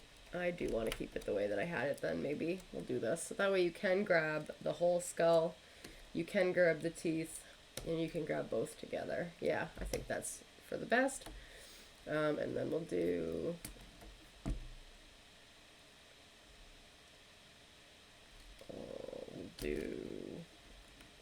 the hat, which is a bit uncanny, but we do want the hat to be connected to the head. I'm not trying to move that. Let me get a little closer. There is a way to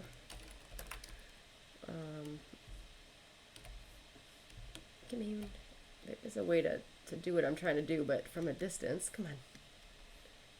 There we go. But I'll just do this and drag this peg over instead. All right, so let's see. Because this character's a ghost, we have to kind of think about it a little bit more. Mainly because he doesn't have a body, that's why he's a ghost. So we have this bottom jaw. We don't want to select the top of the head without the hat. So let's do this. So now the head and the hat are connected. I'm going to take this out. I'm going to plug this in here.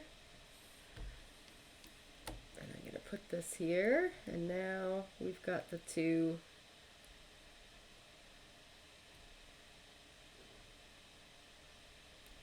methods. All right, so let's zoom out and kind of look at what I just did there, because I think that was a bit confusing. So I just gave everything their own pegs, just to not be too confusing. So there is a master peg for the top of the skull, like so. so that you could technically break here. I think that it's a good idea to have, ooh, maybe we need to put the hat before the teeth, because now we've got this. And I think that hat does need to be closer to the skull. And then we get the hat, and then we get the bottom jaw. So the bottom jaw will definitely be the last thing the hierarchy grabs. I know that. I think I want to switch these. So we've got the hat above the teeth.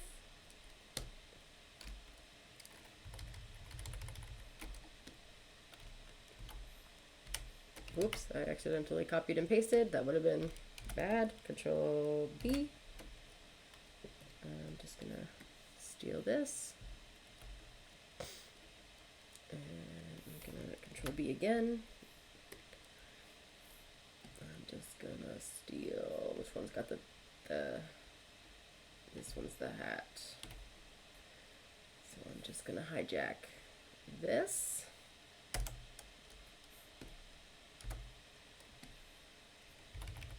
Alright, so now we've got the skull and the hat. Then we get the bottom teeth. And then we get the jaw. I've got a layering issue right here that I've got my eye on.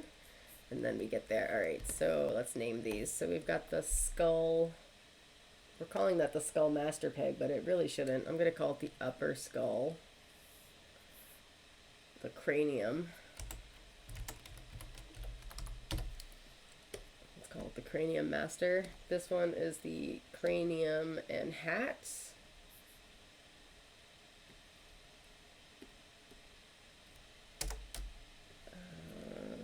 Cranium plus hats master.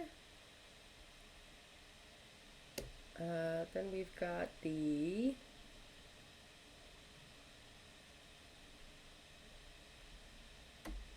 upper skull.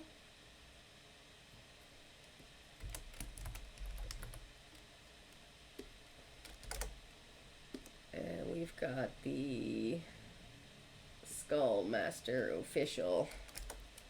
Skull Master 2000. Alright. Alright, there we go. So now we've got all of our pegs.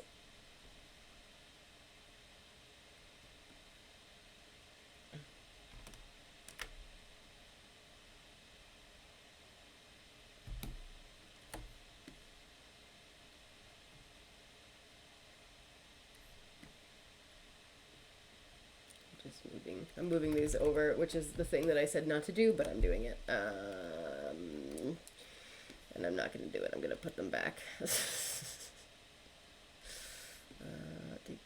That's an old habit. Come on. All of these will have the same pivot point anyway. All right, so now we can start setting them. All right, let's start right there. Let's get all of these, and this one as well, and let's put this pivot point, the ear would be right here, like literally this divot right here would be the ear canal, so that would kind of be where I would put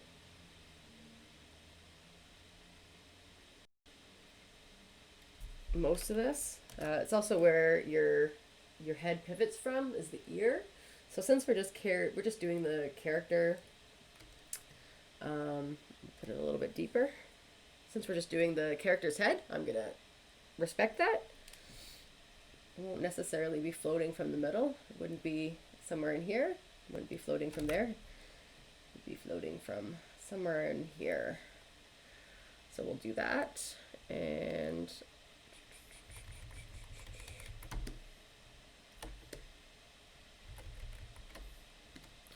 give this one a main peg.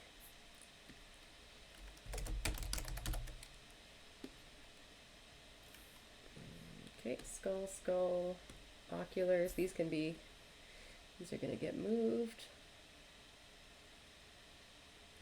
Let's put them towards the bottom. That way they can do this. And we'll go to the facial area. This will be all towards the center.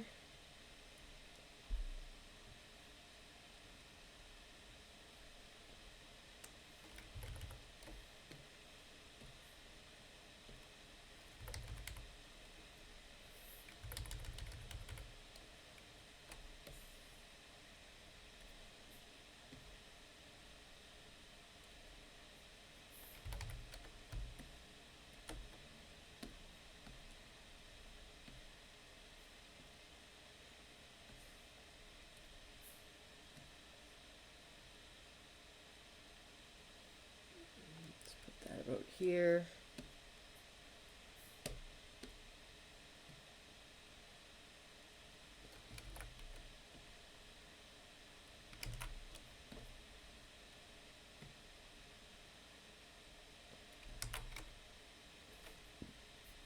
Maybe this one goes down a little more, so it's a little bit more planted in the root of the nose. There we go.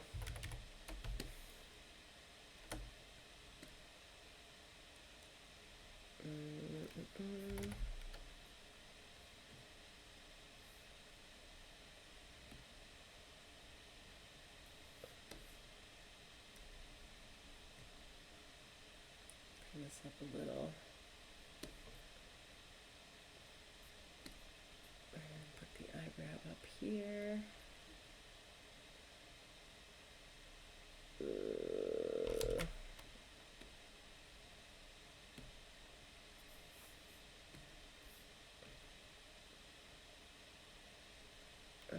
Okay, wait a second. I'm going to undo what I just did for these. And you can see why I should be following my path, but I'm not. I just kind of went out of order there. But let me go back into order. This is why I stack my pegs, so I can do this part quickly. But I didn't respect that pattern. So let's try that again. So now my eyes and eyebrows are all using the same location, which is what I want. And then the forehead creases, bring that up a little. All right, so let's move down here. This one is the oculars. We've got that. Now we're going to get into the teeth. I've already set the keys. I think oh, you know what? I probably messed that up. I probably have to put them all back now. Let's see. All right, this is why I save my pegs to the end and I don't set them. Oh, they're good. I think they're good. Nice. I had a feeling I moved them by accident. Bottom teeth are good too.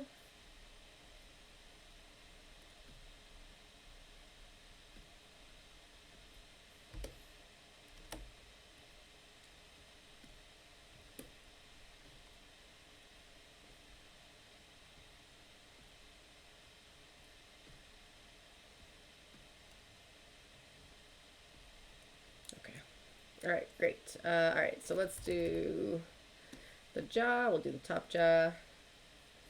Now, this one I want to put here just so that it kind of dangles from the skull.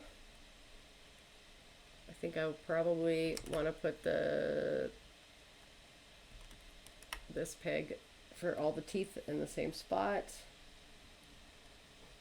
So something like this. And then I'll do the bottom jaw. Bottom jaw would be hingy from the back, so we'll bring it all the way back here. And have that connected. This one right here. I'm gonna move to be here. The peg that we're using to grab all the teeth, so all the teeth, like the top main teeth and the bottom main teeth. The really reason that we're only putting that peg there, because it's not really gonna be doing anything for animation, but it's really good to have for the timeline, just so that you can go center on selection, and then it brings you to all the teeth. so you don't actually have to worry about going to each teeth individually. So that just kind of helps like that, like so, but it's not necessarily something that's super functional. And then we'll do the hat, and then this is done. And I want to go fix that eye. I'm gonna go fix that eye. And then next week we will be able to finish the mouth completely. All right, add details. Get this in the middle.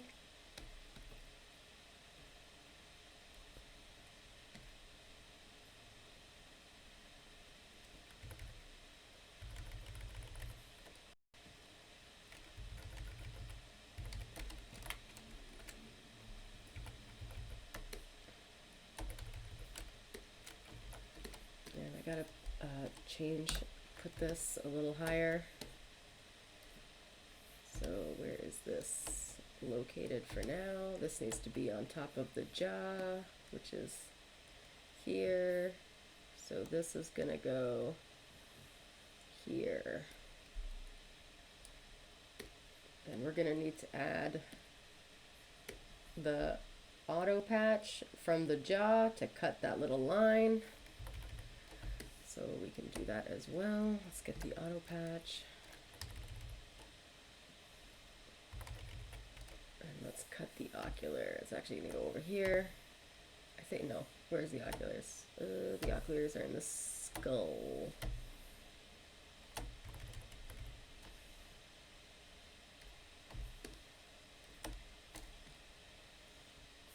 Okay, so we need a composite.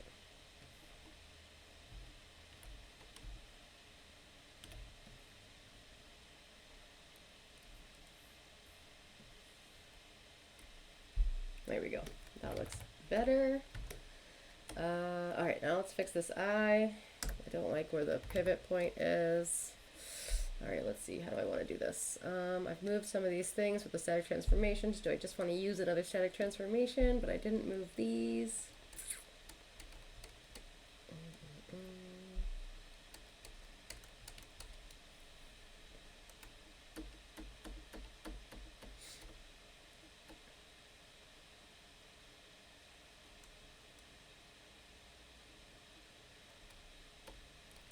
See, let's unplug all these static transformations for a quick second.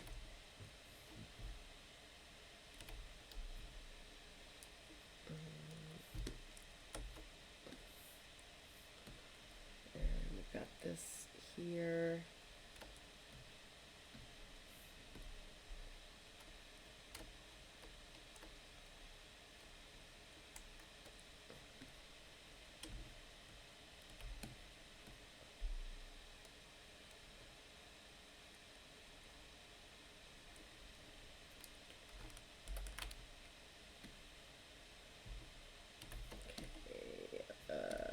Let me put this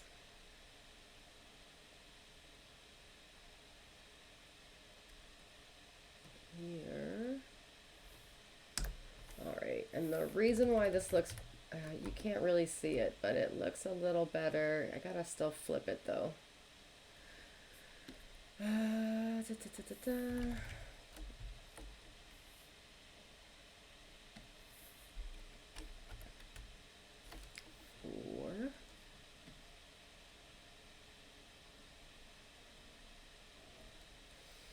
This is going to be a little bit of a pain in the butt to fix, but let's do it right.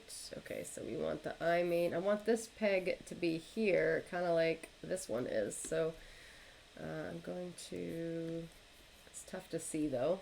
All right, so this peg. So this one is going to probably be about here.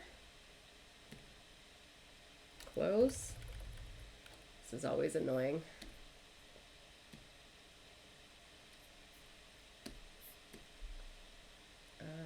Closer.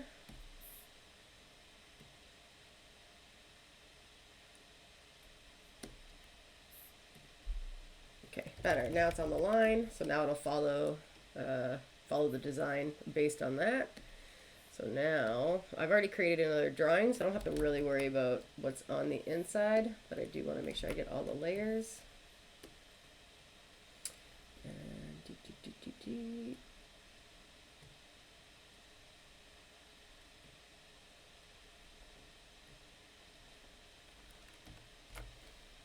Alright.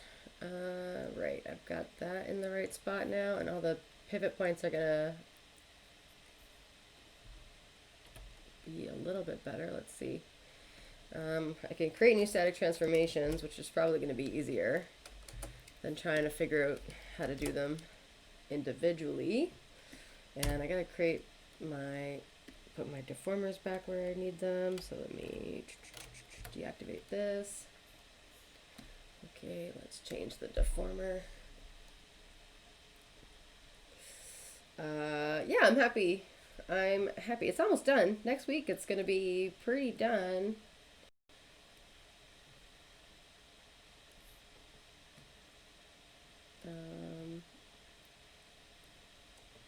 Yeah. It'll be, I'm heading to Taffy, the Toronto animation. I never know what these acronyms stand for. I'm so bad at this. I'm dyslexic. All right, so I'm going to head to Taffy, which is they're having the job fair, so I'm going to be doing portfolio reviews. So if anybody is heading to that, I'll see you there, and feel free to say hi. That'd be really cool. But I think this will be done before then. When's Taffy? Taffy's the 23rd. So today, oh baby, it'll be done after. So I'll probably have to take. Yeah, next week I'll have to finish, and then I'll have to take the 25th off because I won't be able to, I'll be traveling, so I won't be able to make that Tuesday. But this is almost done. We're almost done. Let's see how far we get. Let's see what's left to do. I still want to play with it and animate it. All right, let's bring in some static transformations. Copy, view, in case we need others. All right, Control P. Let's put this pupil in place.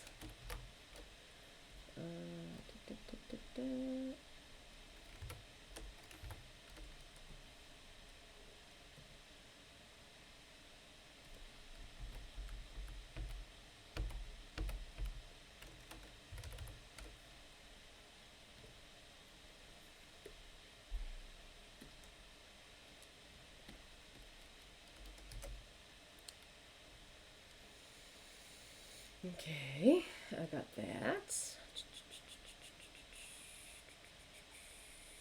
Got our eye in place. We got our pupil in place. We got our. I think I have to do these ones again. Yeah. Okay. So.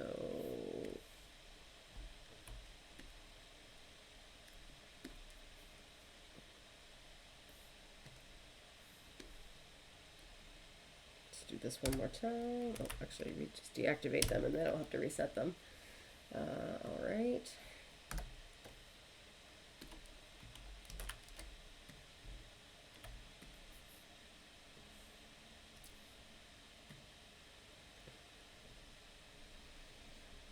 If I want to get my parallel line, I could just match it up with the eyebrow line and see if it's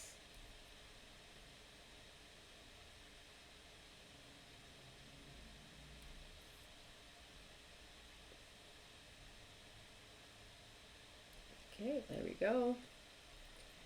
Now I can make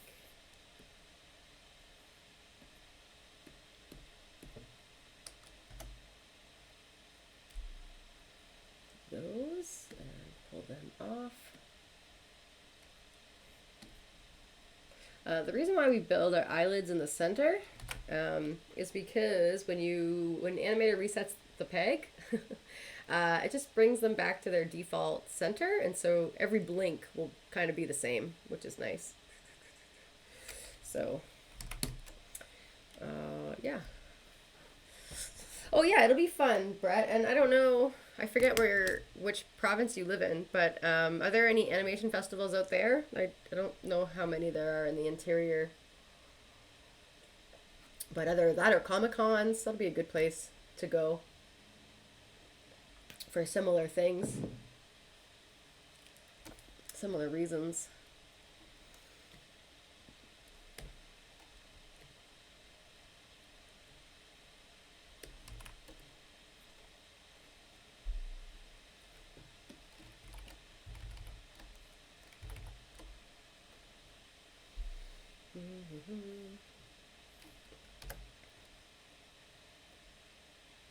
Okay, what am I missing? Hang on here. Did I get everything in this last eye? The far eye.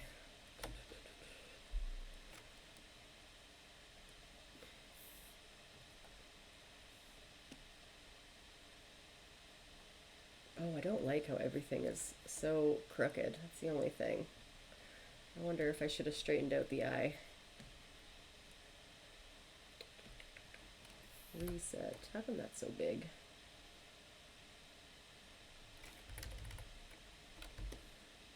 I'm going to end up adding static transformations on everything. Then I'm going to be okay with it. Control P.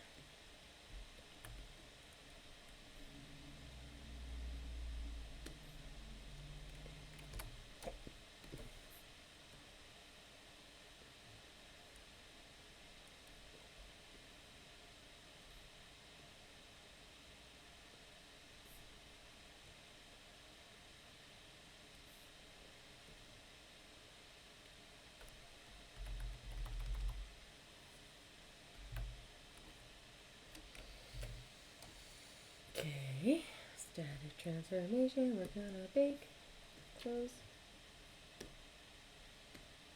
It's the downside of not building a symmetrical character. Reset, Control P, enter static. Yeah, Brett, what's around you for festivals? What kind of festivals can you go to? Yeah, Taffy does theirs in 3 parts, so it's 3 times a year instead of one big one, which is kind of cool, but 3 times the gas if you go. I only go twice because one is just for films, which is technically the fun one. It's the one I probably should go to for myself, but it's a lot of gas. Okay, wait, let's see. What does this cheek look like? Let's bring this one up.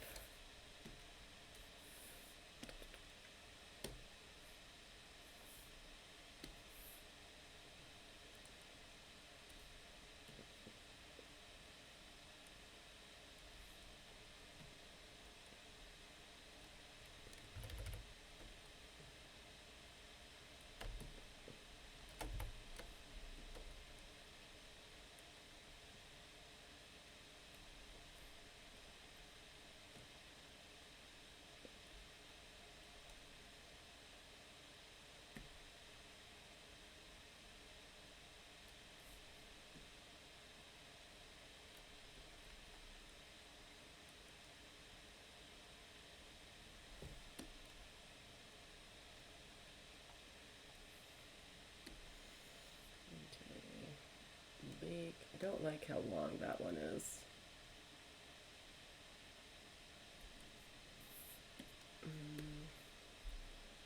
Yeah, let's bring this closer to here. That'll make it more realistic. There we go. And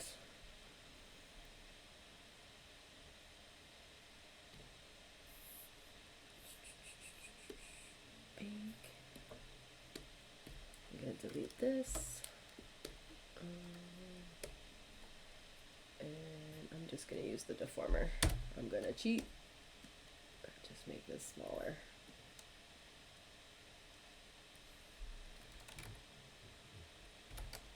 All right, there we go. Now that eye's done. And B.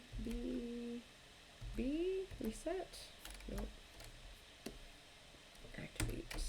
Alright. Turn that off. And I think when I turn the eyelids off, they still have their handles. They do. Perfect. Okay, that's what I wanted.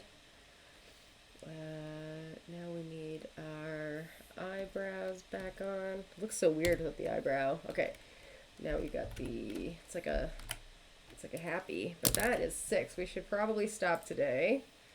All right, I've taken off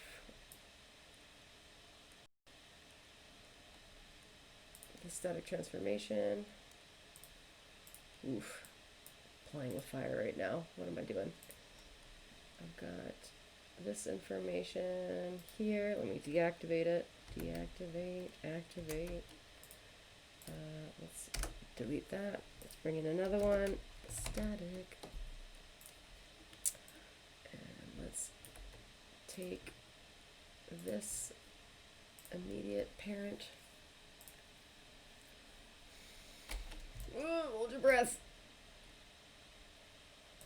That didn't work. Okay, there we go. Yeah, perfect. All right.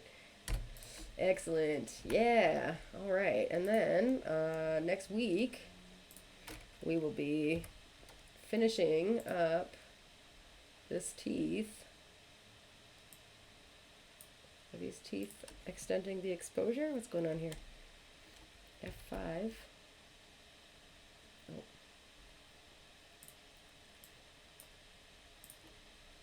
Okay, let's see. Let's set a keyframe so that I don't forget.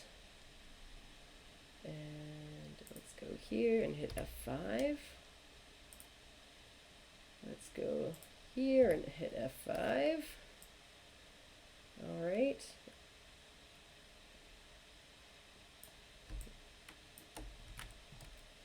And let's do a quick, I want to do a quick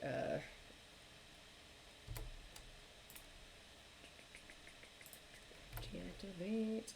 Let's deactivate this. Let's bring this back because I can't see.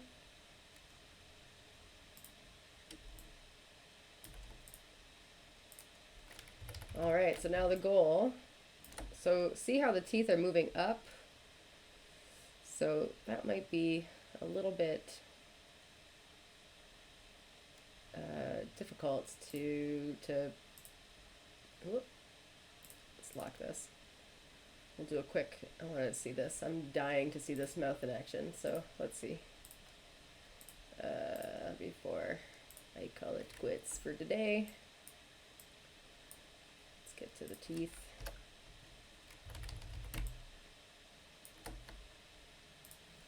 It's hard to see. Let me play with my preferences real quick. Well, you should still participate. It's still fun.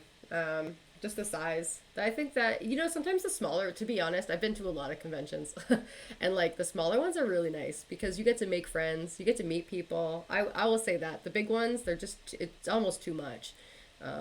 I feel like I get sick after going to the big ones. So much energy. I like the smaller convention. Actually, that's why I like Taffy. Taffy's not that big. Taffy is not that big. Especially compared to Ottawa, especially compared to anything that they do in the States. Taffy's real small. It's really nice, actually. The last one I went to, this will be the second one that I've gone to, but the last time I went to Taffy, it was only a couple hundred people, maybe 1,000, which is perfect in my opinion. So I don't know. I wouldn't hang up on the smaller ones. I think that they're still pretty good. Yeah, especially if you're trying to network. If you got a smaller area, it's a lot easier to network. All right, what was I looking for? I was looking for my camera view. Let's wash the background by 50%? No, I'm doing this the wrong way. I'm not in a drawing. What am I doing? It's the node view. It's the transparency.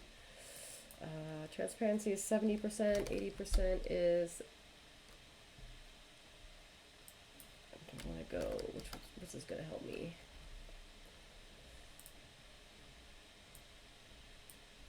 Yeah, these teeth kind of look like they're crunched up into the character's nose. So I'm gonna follow the path, but I'm gonna deviate a little.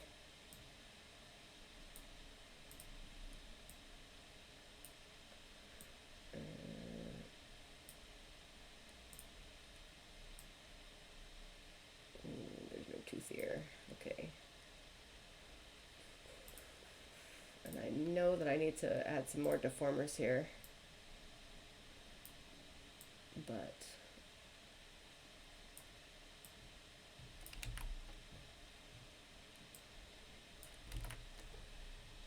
hey, you're fine. I heard that. I heard that before you did. Come on, good girl. You almost didn't bark. Okay, let's see. We got the teeth.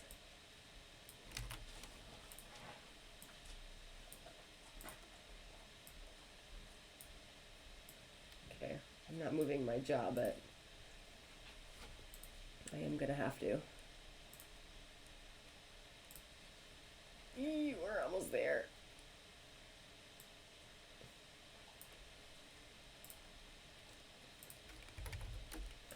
And something tells me I'm gonna have to probably do this by eye, this way, because I can't see all the teeth.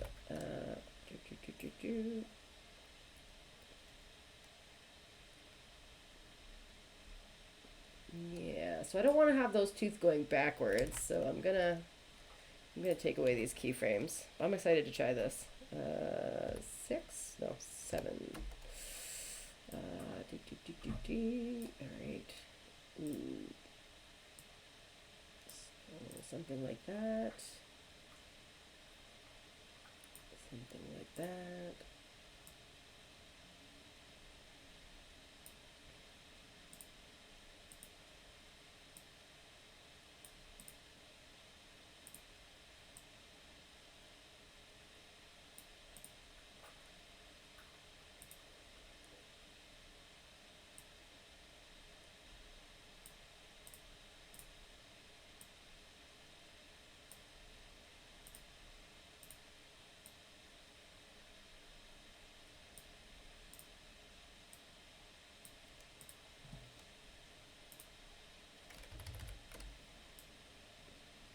And then I'll get into more deformer moving things. Never mind, I'm going to do that right now, actually.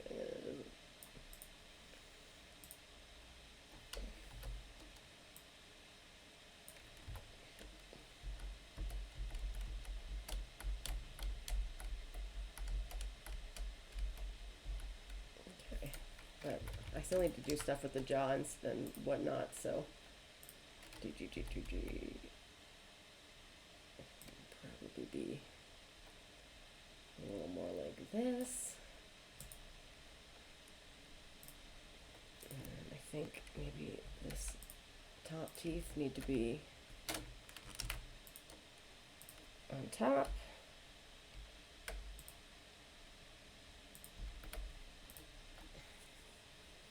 For those ones.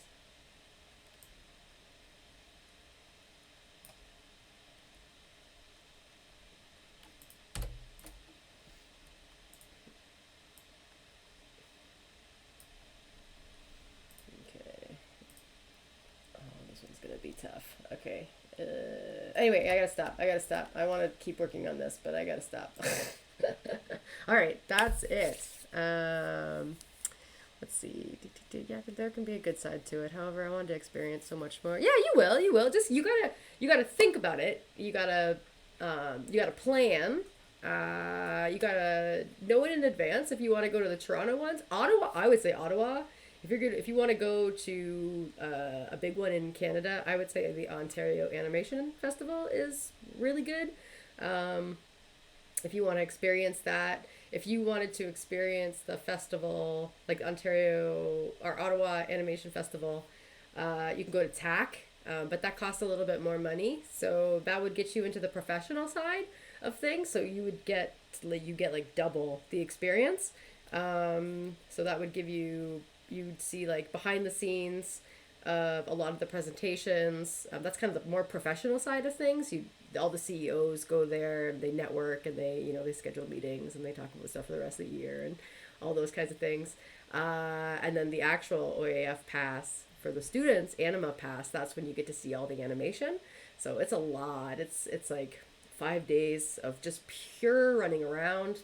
So if you wanted to go to one, and when does that happen? That's happened sometime in September. I would recommend that one. If you can't make it to LA, the LA ones are super expensive because then you got to pay the US fees on top of your hotel, all that stuff. So I'd say the Ottawa one is really good, but you got enough time. You just got to plan, you got to save, you got to book your hotels early, your flights early. You kind of got to watch on that stuff. For me, what I do is I know the animations festival schedule, and this is from working for Toon Boom for a couple of years. This is how I kind of learned to track all this stuff, is I was watching my coworkers go to these festivals all over the world to sell Toon Boom, obviously. And I kind of just started to take mental notes of which ones I wanted to go to. There's a couple really big ones that I still want to go to that I haven't yet, but I'm hoping eventually I'll get myself there. But I know when they're going to be. They're in June, so it's just a matter of keeping kind of an eye on it, keeping an eye on flights, buying a hotel, booking a hotel or an Airbnb early enough that it's more affordable than last minute. The nice thing about going to those shows is that a lot of executive producers, CEOs, they kind of buy their tickets last minute sometimes because they don't know if they're going to go or not. So sometimes there's a lot of hotels before you go that students can kind of get a little bit cheaper. It's a little bit more accessible. But if it's a student, if you know you're going to go, I always recommend looking for that stuff early. But you'll get there. You just got to imagine it. You got to plan. You got to save. You got to do all those things. You got to work towards it. And when you get there, it's going to be so much better. But yeah, you'll get there. That's it. You just kind of got to take one step at a time. And go do what you can in the meantime, because it keeps your energy up. I mean, between the pandemic, at the end of during the pandemic, when we didn't have any of this stuff, that was hard to not be around people that weren't animating and all that stuff. So I get it, but I think it's also really important just to go and show support of your local spaces. I'm trying to think. That being said, I haven't been to the Montreal one, so but mainly because it's French. Half of it's in French, so I haven't tried, but I probably should. Probably should go to that one eventually. But yeah, anyway, that's it for today, and I hope that you have a wonderful week, and I hope that everybody's skull's cracking. All right, have a good day.